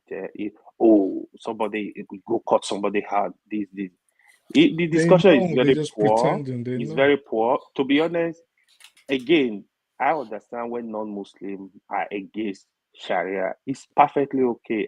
If you bring Christian religion to me, I'm gonna be against it. I'll tell you no, because if I feel like it's not gonna give me justice. But when you understand something, you are able. I just feel like I speak the truth, and the other guest Dr. I mean, Perry. they did quite a lot of justice to it. Even forefather, yes, which day I was watching you. For example, I Speak the Truth is very competent about this topic, right? And not only this, I Speak the Truth, you know him to speak the truth always. But when it comes to issue of religion, he's explaining this to you. Then again, why don't you listen to him? Like Jagan even probably gave him some of his crack to smoke. That's why you can't if hear you him. watch Dr. Rudolph today, Rudolph was Can able you let him just land, to please? tap on information from us, Speak the Truth. He focused on it because he saw him bringing a lot of information. This platform, one thing I've said, right? We are from different part of the country, different upbringing, different experiences, different culture. It is an opportunity for us to learn. We need to learn. We don't need to argue to win. No, it's not going to help us. Forefather said something very important. My fear is when it comes to all this religion, tribe, my fear is we are missing the main point. They're using it to divide us. It is opportunity for politicians. They will keep using this tribal religion to divide us. You were also talking about regionalized Nigeria. I'm top on that. But you can't regionalize Nigeria based on religious values. The only regions you can regionalize in Nigeria based on religious value, you could say northwest, southeast. I mean, even southeast now, Islam is going fast in those areas, to be honest. Southeast is still, you could call it at least 70% Christian region, right? It's place like southwest that is 50-50 for Muslim and Christian. How do you want to regionalize based on religion? Where you going to put the Christian? Where are you going to put the Muslim? So we need to look deeper. Like North Central, for example, is literally North Central. You hear the population is also close to 50-50 or maybe 40-60, 45. It's very close. How do you want to regionalize based on religion?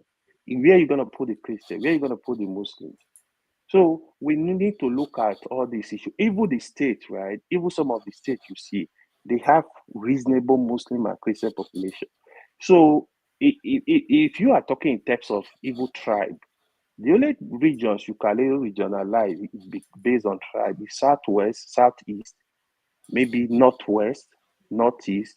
A lot of region you can't region. Nigeria is quite complicated. It's not the way we look at it. If I know a lot of us here, probably we left our villages to Lagos to abroad. We don't know Nigeria. Nigeria is very complicated. If you travel down to Maiduguri, down to Sokoto, you will understand what I'm talking about. If you travel down to rivers, down to Cross River, Akwa Ibom, you will understand how Nigeria is complicated. If you've not been to places in Nigeria, you will not understand it. It's very, very complicated. So if we want to regionalize Nigeria, from the point I'm looking at it, regionalize it based on breaking down the structure, based on the urgency of our development. Maybe it's going to develop faster in bits instead of as a whole. This is the point I'm looking at it.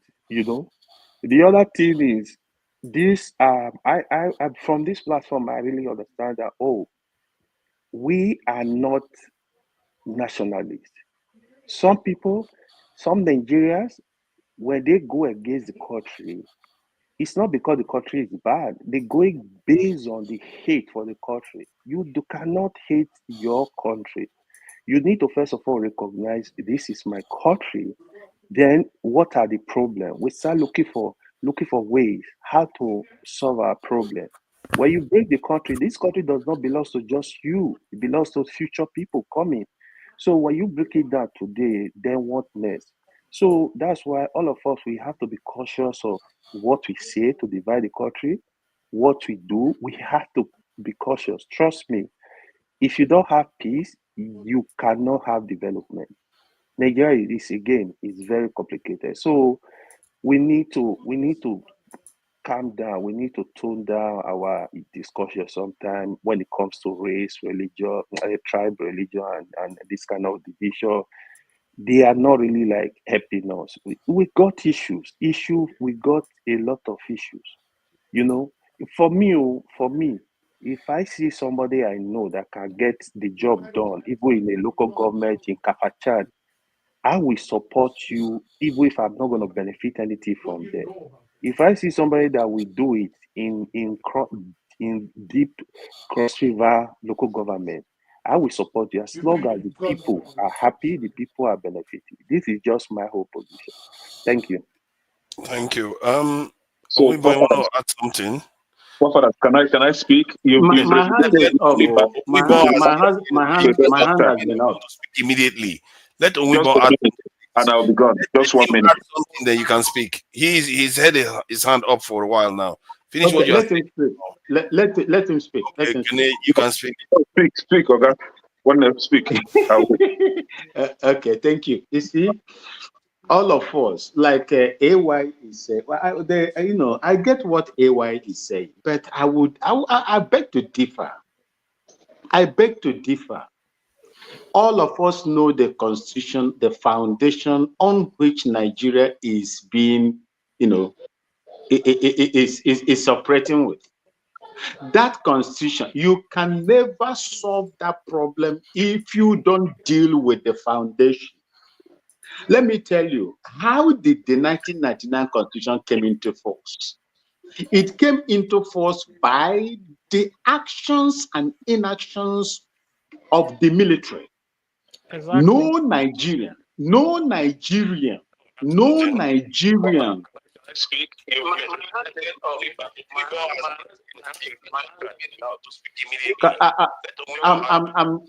I'm hearing myself. Somebody's echoing. He's had his hand up for a while now. Finish what you're Can you please mute if you're not talking? Let me just. You can't help him now. Oh, Father, I think it's you. Half of his mind is in Europe. It's okay. Leave it. Okay. We know Thank you. who is doing it. Thank you. You see, the foundation is the problem which all of us has agreed quite some time now. You cannot have such foundation and allow, expect people will live, in accordance with the way you want them to live with each other. It cannot happen. The reason why, like I said before, in other countries where they are predominantly Muslim, don't have most of the problem that you have in Nigeria, is because they are more in number. They are more in number. But when you come to Nigeria, you have quite reasonable, let me say 60, 40, 50, 50, or 50 on the other side. This is the problem. If Nigerians were called upon, how are we going to live? They come in, they put up everybody put up their own, opinion and how they are going to live. A document is drafted from there, then things will work well. But when you are working with what I call a decree, which although I had no power to change anything as at that time, I had no power. I was just a warrant officer second class. I had no power to change anything. If you work with that foundation, you will never, from now to 30 years, we will die and our children will come and begin to discuss about the same issue because you have allowed strong men to determine what happens in the country instead of building strong institutions. That is the problem. Nigerians were not agreed on the foundation that is being used now to run that country. That's what I have to say there. Thank you. Let me just ask him a quick question, if you'll permit me. Okay, I think Kenny it's time wanted for to me ask speak question now. first. Kenny, 1 minute, go ahead. It's very simple. See, we all know how to blanket talks, serious issues, and begin to put cream on the body so that it will appear nice and sound, sweet to the ears. See, if somebody is coming here to tell us that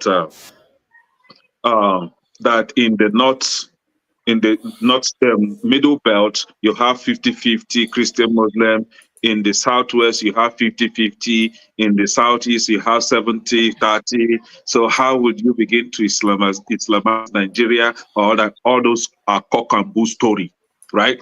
The thing is, if you know that Nigeria is that diverse a religion, in a religious aspect, why then are you pushing for the Sharia law? Why is their intent? Bumbure here was asked a question. What is the motive for pushing for this Sharia law? He could not answer it.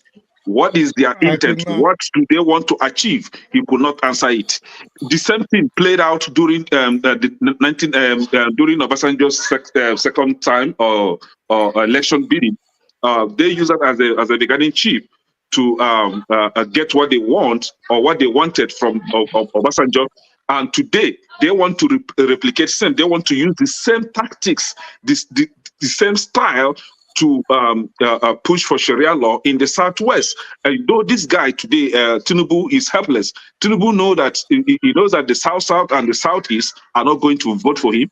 Obviously, they did not vote for him last time, and he already know that the North have rejected him completely because the North was the one that actually voted for him last time. So he knows that they rejected him, and in the Southwest they are divided. So there is no way, there is no magic Tinubu can perform to win this 2027 election. The only magic is to rig it again, and it will be very obvious.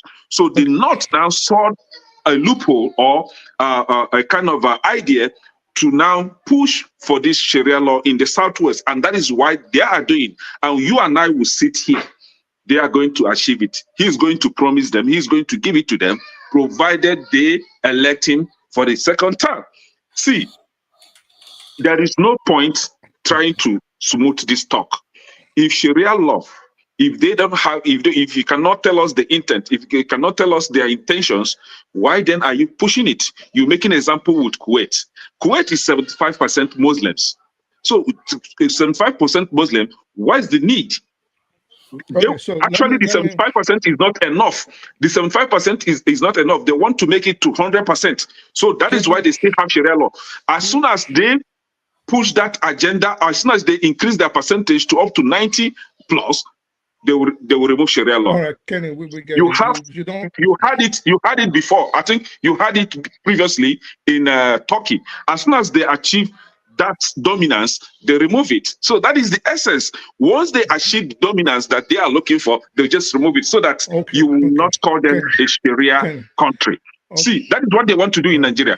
Once they achieve that dominance, they will forget about Sharia law. Okay, Kenny. That is they how want to they come in. Islamize everybody. They want to put everybody in and you and I, we own Nigeria, right? You cannot come and impose Arabic culture on us, and you think that we should all accept Arabic culture. Islam is about Arabic culture, so you can't. We get it. Thank you. Okay, let's move to the next person, please. There's someone here that needs to speak. Ed, thank you for joining us. As you can see, welcome to 2025. I hope it goes better for Nigeria. You can argue some things were bad for Nigeria this past year, but the refineries coming on stream is a positive. Please go ahead. What do you make of the conversation so far? Oh, thank you so much, forefathers. Happy New Year to everyone. It's still not 2025 where I am, but it will be in the next about 45 minutes from now. I wish everyone the best of it. And I mean, it's been I'm glad we are having these conversations. I actually did not want to come up, but there are some things that I said that I just felt. I mean, I couldn't stomach it. I think in the first place, there's a lot of obfuscation and a lot of gaslighting going on here. You know, we're having an intellectual conversation. The whole idea of suggesting that, some people are the purveyors of truth and should be listened to, I think that just minimizes the need for a debate or for an intelligent conversation. If you already believe that some people are the only ones that should be able to tell the truth on issues. People have their different perspectives based on what their experiences are and what they've seen. Having said that, I want to get back to the question of this Sharia law. What does it really mean to be Nigerian? What unites us as Nigerians? Is it is this going to in any way help unify us more as a people? If we feel that, you know, division along ethnic, along religious lines has been one of the main issues that we have in Nigeria. Is this going to further that, or is this going to is there any like economic or social benefit to it? Those are things we really need to ask. You know, by practicing these laws, does it make us even more Nigerian? Does it improve us economically? Does it improve us from a social perspective? You know, those are questions, those are the interrogations we really need to make. You know, there's also this whole conversation about our constitution, right? I've heard people say the constitution is based on Christian laws and all of that. And I can't think of anything farther from the truth than that. And here is why. I really don't want to make this conversation about Christianity, but since that's already been said, I think we really need to interrogate it. What is innately Christian about the Nigerian constitution? When we say that, do we mean that the constitution of the Federal Republic of Nigeria is based on the Bible?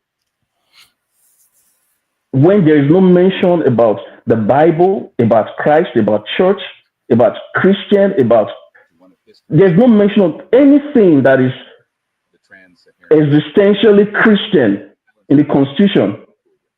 Whereas if you flip it to the other side, there is a lot of mentions about Sharia, about Islam, about the Grand Caliph and all of that stuff. What is innately Christian about the Nigerian constitution? Is it because it's written in the English language? Is the presidential system of government a Christian concept? Is democracy a Christian concept? Where in the Bible are those concepts? Because we just say some things and, you know, use that as like a straw man to make very, very scathing remarks to kind of further some agenda. I would go back to what Mr. Tony said, and I think it was a very brilliant submission. I mean, let's take away any sort of religious coloration to our constitution. Let's not sponsor people to Jerusalem. Let's not sponsor people to Mecca. If we really wanting to have a united Nigeria, by all means, practice religion at your personal expense and in your personal comfort, right? Let's take away these things that divide us. Let's not talk about, let's take away things that divide us, but yet we are promoting things that divide us. I just feel like it's just hypocritical. You know, practice your religion at your own expense. If you want to go to Mecca, go. You know, I mean, in all of this, as much as I'm a Christian, what of the traditional believers, those that believe in the tradition? Because if we're going to say, if we're going to say, let's get down to our basics as being Nigerian, what really are we? What were we before the Arabs and the Christians came? If we're going to even argue on that basis, I keep hearing things like, the Yoruba people have had Sharia for a long time. Does that make them innately Islamic? You know, it's like saying, the Moroccans, the Lebanese, they were Christian before, right? So they should go. Would you agree that they should go back to whatever religion they were?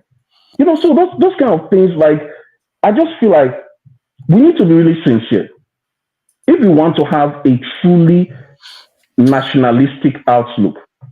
let's quell all these things that bring unnecessary division, things that bring suspicions. You know, we try to say, okay, yes, I know I don't know much about Islam, so I'm not going to make pretense. And I respect if people also say they don't know much about Christians instead of making generalizations or making assertions about Christianity. But then why are people really afraid? Because people are not afraid of the Christianity or of the Islam that they do not know. They are afraid of the Islam that they see in Nigeria. They are afraid of the Islam that was used as impetus to kill Deborah Samuel. They are afraid of the Islam that was used as impetus to keep Rhoda Jatau in prison for the past 1 year until she was released. They're not, people don't really care about the Islam that they don't know, because, you could preach about Islam, say all these nice things about them, but people know what they see in their everyday lives. They know what has happened to the northern part of Nigeria, which had their own traditional religions, but everything today has Islamic coloration. You cannot say, at least I'm from the South. I still know my culture. I still know what it means to be a Benin man. That much cannot be said about some of our brothers in the North. That's what people are afraid of. So, if we really want to have peace, let's have peace. Let's stop fanning the embers of things that cause division. Religion is a personal thing, right? In as much as we want to be evangelistic in our religions, at the end of the day, we have to realize that people should practice religion with their personal consent, at their personal cost, and at their own pace. You don't have to, start bringing in things that would cause further division. Nigeria is already too fragile. That's just my 2 cents. Thank you very much, and I hope 2025 comes to the best for us. Thank you. Nice one.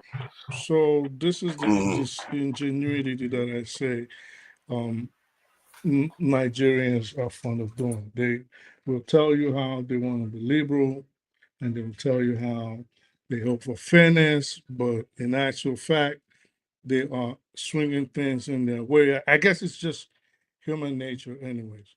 And I wish, okay, Anwin is still here. There was something he said, and which was what I wanted to ask a question on before Kenny, of course, jumped in with his usual babble. Anwin said if it's in the Constitution, everybody should sit down, talk about it. It shouldn't be a decree. And if, for example, it is enacted in the Constitution after everybody agrees with it, then he would have no problem with it. Am I right so far, Wimbo? No, I think that is you've just misconstrued what I said. So basically, I'm saying so that means you disagree. Fine. So that means even if it was in the Constitution, good. So that means again, this is the disingenuity I'm talking about. So that means even if Sharia law was in the Constitution for the Northerners or the adherents of the Islamic faith, you would have a problem with it. Because prior to that, what you told us was everybody should sit down if it's in the document. So you're telling us the only thing that is not. Fine. You've told us you disagree. If you can, hold on, please, because I don't know how you always twist things and try to force people to believe what you just said. Look, what I said is this: the 1999 Constitution was a military decree that was given to Nigeria. It wasn't people's constitution. Which is listen what to I me. just Listen to me. I did not say if Sharia was added to it, it is going to be a problem to me. Listen to me very well, because you are too fond of doing things that you are very disingenuous, and you accuse people of being disingenuous. This is what I said. If the people of Nigeria were called and they decide how they are going to live in Nigeria, it could have been better. Let them agree and fashion ways to live. That's all. But for them to be imposed can I speak upon now? with 1999 Constitution, I don't agree with it. Simple. This is how you can conduct a conversation. Again, like I always say, stop putting your emotions or your personal dislike of an individual into a conversation. I asked you a question. Right away, you said no. I just said what you just said. Hold on one second. I am very, very ingenious by answering your question because they have asked you numerous questions here you refuse to answer. You fail flat from answering them. And look at how you are. Who is disingenuous? Can I please finish? All right. So again, I asked you the same question using your own words. Everybody's on here. Everybody can hear it. For those that cannot grasp it or weren't listening or were half attentive, they can easily rewind it. I asked you that if it was in the Constitution, if that was your premise, if that was your position, based on what you said and which I understood, which you're now saying again, but because you don't want to listen to me, of course, because of a personal dislike, you said if it's in the Constitution, you would have no problem with it. Right. Okay, so if you wouldn't have a problem with it, I put it to you right now that Sharia is already in the Constitution as we speak. So maybe your argument, like you said, would be, well, it was a decree. It wasn't everybody that came together to accept it. That part I can accept, which is I just wanted to clarify. So stop coming at me with your own exactly, like just clarify with me. So stick with me here. Okay, now let me. Have you finished? Hey, of course can I say something? Of course you want to talk. How can I be finished if I was I'm just okay. Finish. How can I be finished? No, not Jide, not you. Not let Turkey guys speak. You're fond of it, like the rest of them talk. I just spoke just now. I've not spoken for a while. It's okay for me to complain because you do it. You continuously do it, and it is irritating. You can finish. When everybody else speaks, you don't have a problem with it. When a divergent opinion wants to speak, then the rest of you, led by you, start jumping in. I'm very, very evil-handed. How dare you accuse me of impartiality? I'm very evil-handed. Really so, what I wanted to ask Kenny was, he keeps saying, "What is their intent?" I mean, what else will be their intent? They want to be ruled by laws that govern their creed. He said there's no evidence. Everything he said about, oh, this is why they're doing it because of a second term. I wanted to ask him, wishing he was here. There's no evidence that this push for Sharia in the Southwest is being led by the North. That is not true. You don't know that. I don't know that, except he's privy to certain information that we are not. We don't know. We don't know if it's a bargaining chip for political reasons. All we know is there are certain people of the Islamic faith that want this in their lives. Now, do you have a right to be scared of it? You say, well, this is the Islam we know. I think, again, and I would still emphasize that there's a lot of disingenuity going on, because if you say, this is the Islam I know, this is the Islam I know, well, you cannot say this is Islam you know, when in the next vein you say, well, even in places like XYZ country, they don't even practice it. And those places are predominantly Muslim. So you have to ask yourself, why are these kind of carnages that happen in Nigeria, the type that affected Deborah or the other people that y'all mentioned, why isn't it happening in those countries? And the simple fact of it, like when you mentioned Yerima, it is political. It is political. Just like AY was trying to explain to you guys, there's a difference between the proper implementation of this law and the political aspect. But what I have inferred and what I have gathered, and I'm just enjoying this because it's taking away my time before I go join my family, is that everybody, well, aside from Tony, I'll give him that, most people on here really do not want to hear. They already have a preconceived notion Anything you say, they're willing to jump on it. They're willing to attack. They're willing to argue. This is not something like, it's not hard. It's not rocket science. It's just understanding where these people are coming from, and what you don't understand, go read about it before making pronouncements, and everything is going to be kosher. Mm. All right, all right. Let's see what people are being nice to us. You see, at the Forefathers. core of it, in my opinion. No, Forefathers. hold on first. This is now. I'm coming to you next. For me, the core of it is that should we even be putting all these religions first instead of founding a nation? We are talking about religions here and there, and they are trying. Some of them are trying to extend it. I think it was recently they were trying to even make the Sharia even stronger in the House of Assembly, and it was knocked down. So those are the kind of things we don't need to be happening now. We should be looking at building a viable nation so that our people can actually flourish.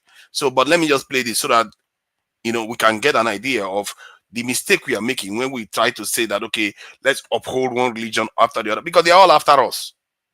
Let me play this. The survivors fled to camps on the border of North Darfur and eastern Chad, from where our Africa correspondent Yusra Al-Bakhir sent this report. It contains video of an attack and its aftermath on unarmed civilians, and also mention of sexual violence. These are the women demanding answers, forced out of their homes by militias in a national war devastating Sudan that echoes the Darfur genocide of 20 years ago. My 13-year-old daughter is still missing since the day we fled, she says. I've no mother, no brother. I can't find anyone. And these are the men that terrorized her hometown, declaring victory to the Arabs over lifeless bodies. Our investigation with Lighthouse Reports reveals this rare, unseen footage. Evidence of ethnically motivated atrocities against civilians by militiamen, promising to make them suffer.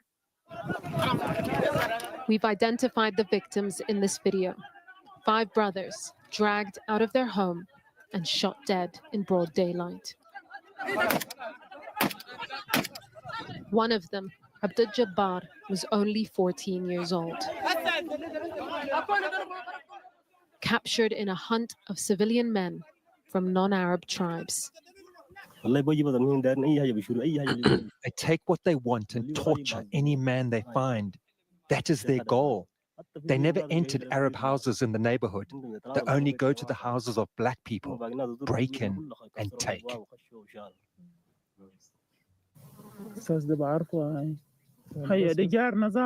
That's our neighbor, she says. He was walking to the well right next to his house. Then they shot and killed him. She says the attack was led by the Rapid Support Forces, the RSF, an Arab tribal militia turned paramilitary group waging a war against Sudan's army. We woke up to the sound of bullets, lots of bullets. Suddenly the Arabs entered the town and started killing people in the streets. They entered homes, killing and raping people.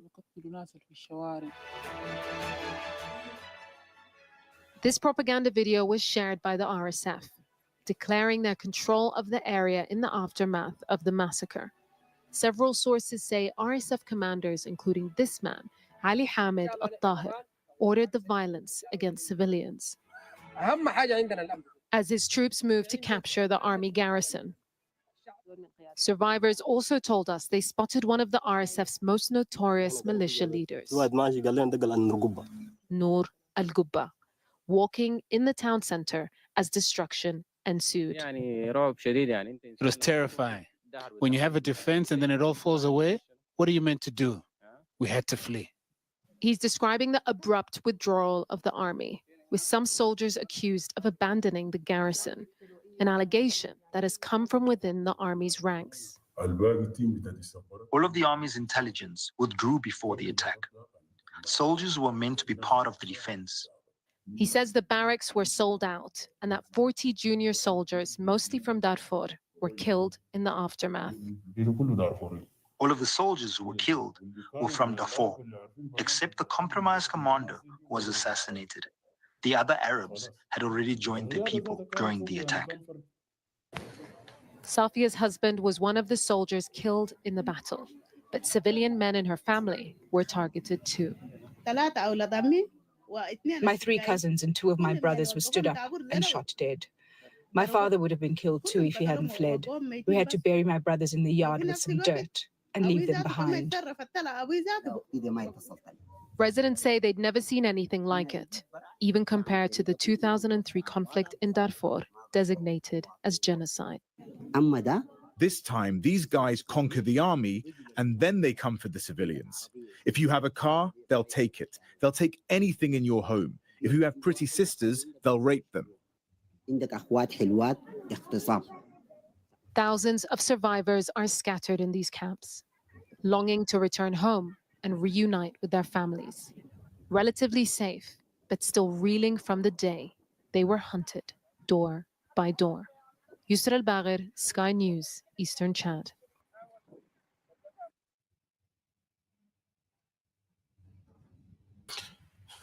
So those are the ones that were able to escape to Chad. So the thing is, the reason why I play all this video is a teachable moment to our people that are carrying the religion on their head. Because it appears from the behavior of the religion is based on, first, they convert you to their faith. Then that faith will actually weaken you.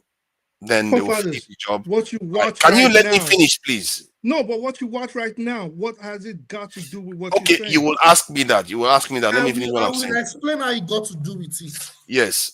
So they will weaken you, then they will come and finish the job by Arabizing you on top of it. Because this is not only Sudan it's happened to, it's already happened to the entire North Africa. And most of the Arab world, really. When you say Arab world, it doesn't mean that they are all genetically Arab. They were this is how they were mostly converted. Because Arabs themselves are a distinct race on their own, and the other Canaanites, this in the center. Also, can I finish, please? Can I finish what I'm saying? What You will have did your the time. person speaking Can I finish say what I'm was the saying? reason for the conflict? Can I finish what I'm saying? I will address that. I will address that. You know, I will not dodge. I'm not going to dodge it at all. So the reason for the conflict was because of the dispute between the two top generals of that country, and they are being funded. Hold on, they are being funded by foreigners. No, that wasn't my question. I said, what did that wasn't my question. The person speaking in the video, all of us just watched, they made a certain pronouncement twice, at the beginning and at the end. They said this is the reason for the conflict. What did they say the reason for the conflict was? I can tell you because I wrote it down. I know the reason for the conflict. All I right, don't so even need to hear that. The conflict started because of the disagreement between the two generals. That wasn't what they said. They What said would they it say? was an ethnically motivated atrocity against minorities by militiamen. They said it at the Oh my beginning God. and they said it at the end. But that's not the beginning, the main reason for the conflict. I said, what did they tell us? You are not an authority on history. I'm not going to. So what did the video that we just watched? The video, what it told us was that, okay, let me I'm not going to dodge your question at all. What the video actually said was, as a result of this conflict that was happening, when these people get to these areas, they use that advantage and wipe out the native, the people that are not. No, you're telling us the effect. I said, what was the cause? What I just told you the cause of the conflict. Was that what the video said, or should we watch it all over again? Because I don't know if this is a comprehension issue. Because no. If you want us to watch it again, we can watch it again. They did not say anything about two generals. Nobody actually they did. Oh my God. For else. I don't know what you want to say.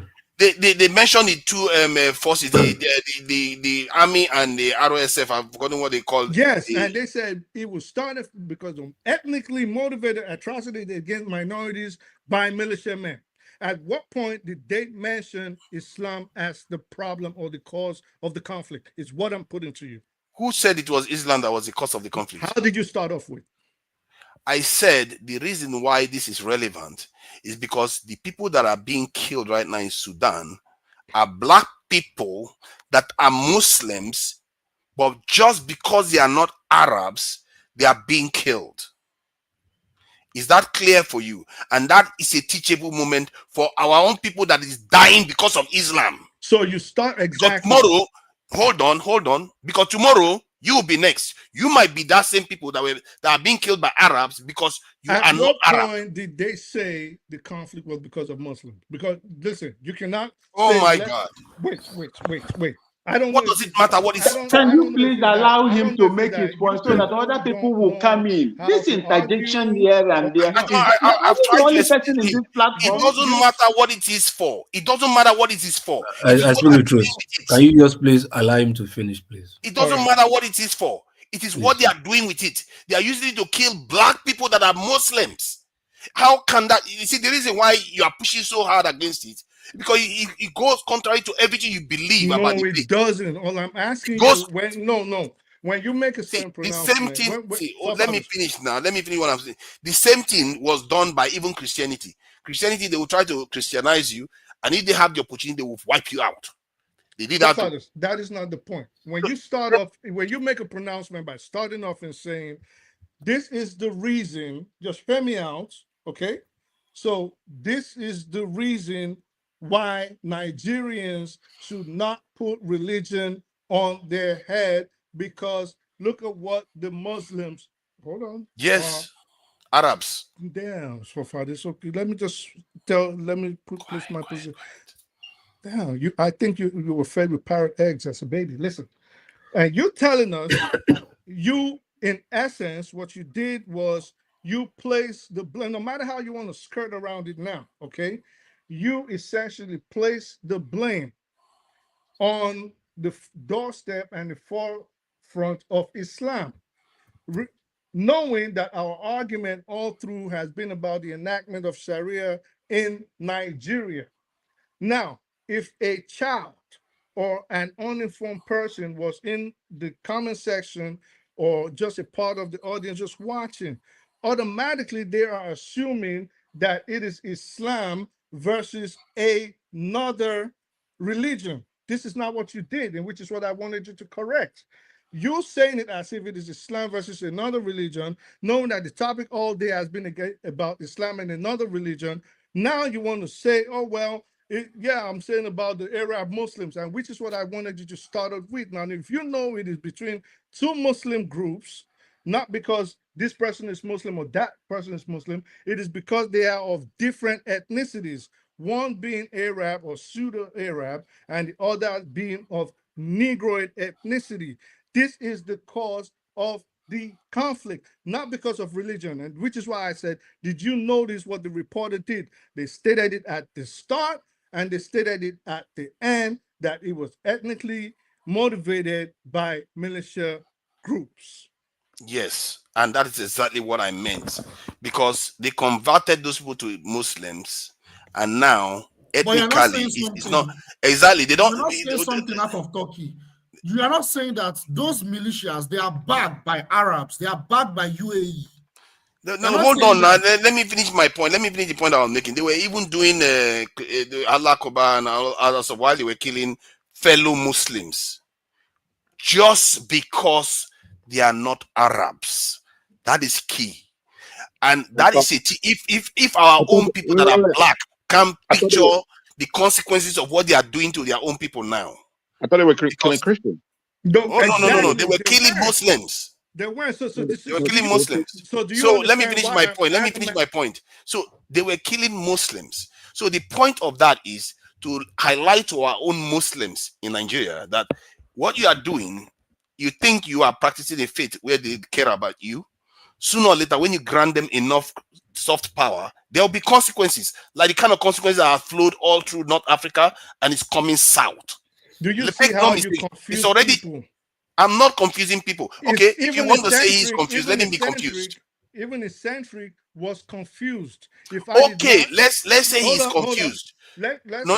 You can't keep interrupting me. If we are going to do this thing just like the way this guy is doing here, it will not be good. If you interrupt me again, you're going to go backstage, please. I'm not going to have it anymore.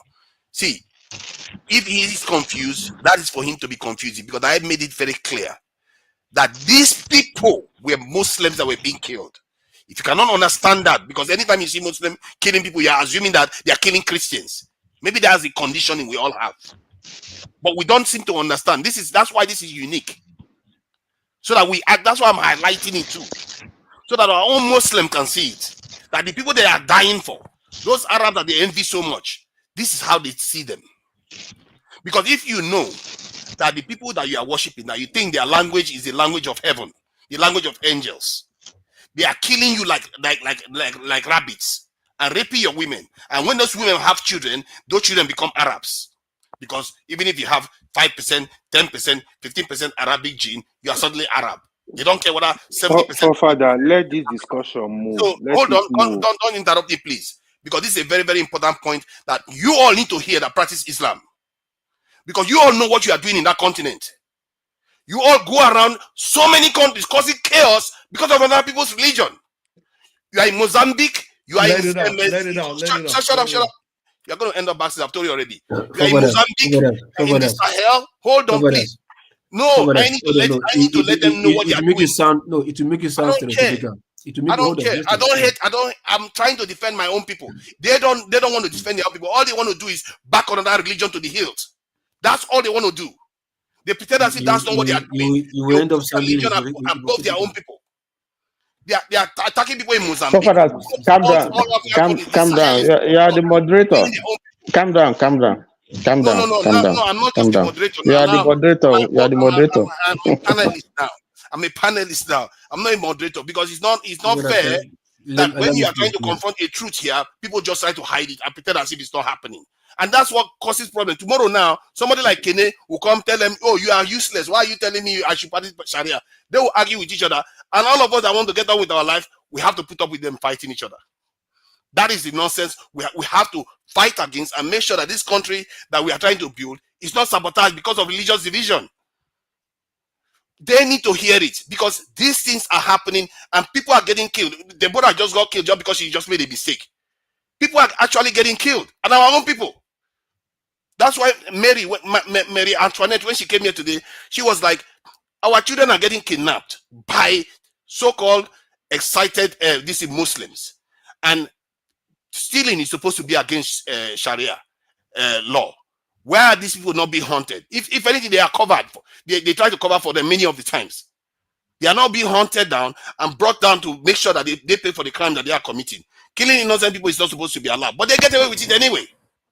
They even kill fellow Muslims. In Nigeria, one other Muslim was killed, I think last year or 2 years ago, because he said the wrong thing about the faith. You can't keep doing that. And this is the reason why I'm showing them that video, that if you are killing your people because of this faith, look at what they are doing to you because you are not even black. You are not Arab. You should learn to defend your own people first before you start thinking about religion. Religion just came to us how many 100 years ago?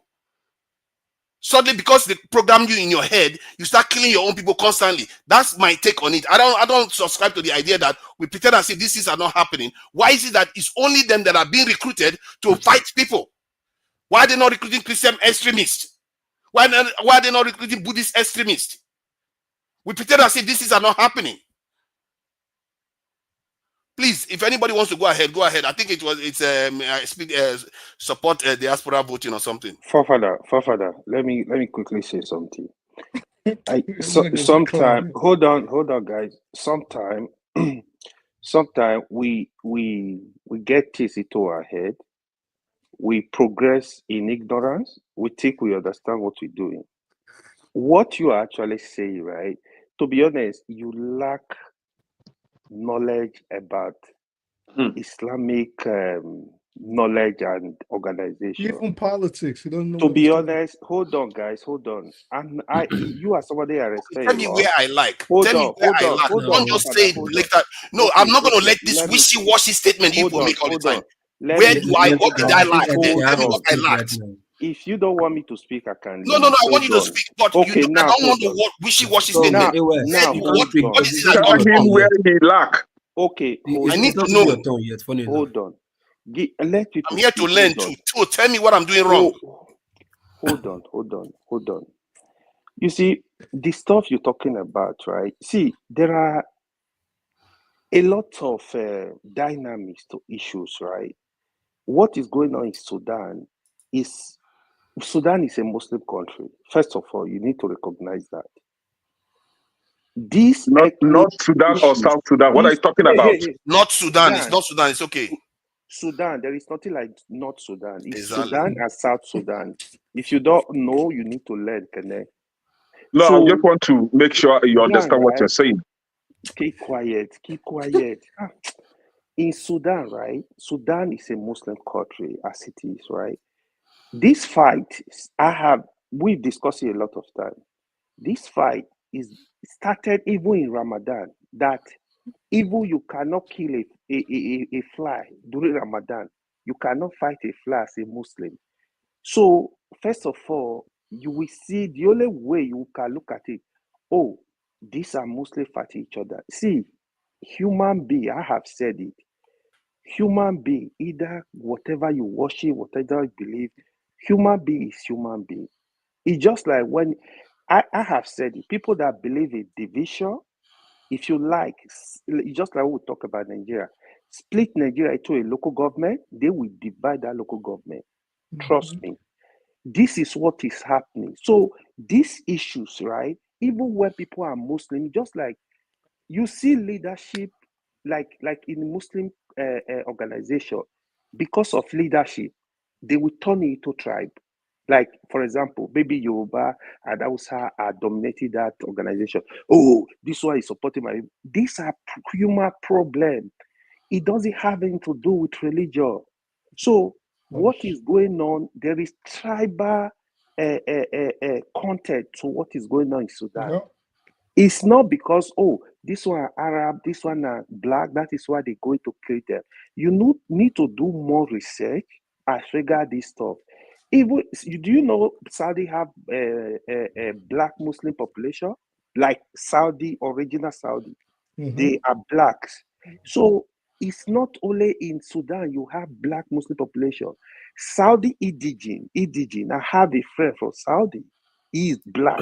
If you see him, you will think he's Nigerian. Oman, But Qatar, he's all of Okay, them. so Saudi Oman. by Hold on. saying that by I saying just that try this to is a educate tribal you on conflict. this No, stuff. I hear you what you say that it's a tribal conflict, but by saying that you are implying that tribalism trumps the religion in their No, eyes. that's not Some Fafa, that's places, not the in point. some The Fathers, point is fathers, this is cut what off and you start off these No, guys a need to let's religious, get understand into this a the night. crux of the religious matter. conversation. Let You're AY giving speak, a please, because religious you don't want to you answer the people, conversation, question. you Let which people AY let was speak. me This not is what they right. need to It wasn't understand. a No, Now, one South at a okay. time. Sudan, We can't hear each conflict other one at where a time. We can't hear If you anybody. if And you cannot handle the moderation, blame yeah, me. diaspora. Forefathers, I wish you can handle the moderation so I can do the talking really, but you don't forefathers, have access I'm backstage. telling you with certainty, in some places, in some tribes, their tribe supersede religion.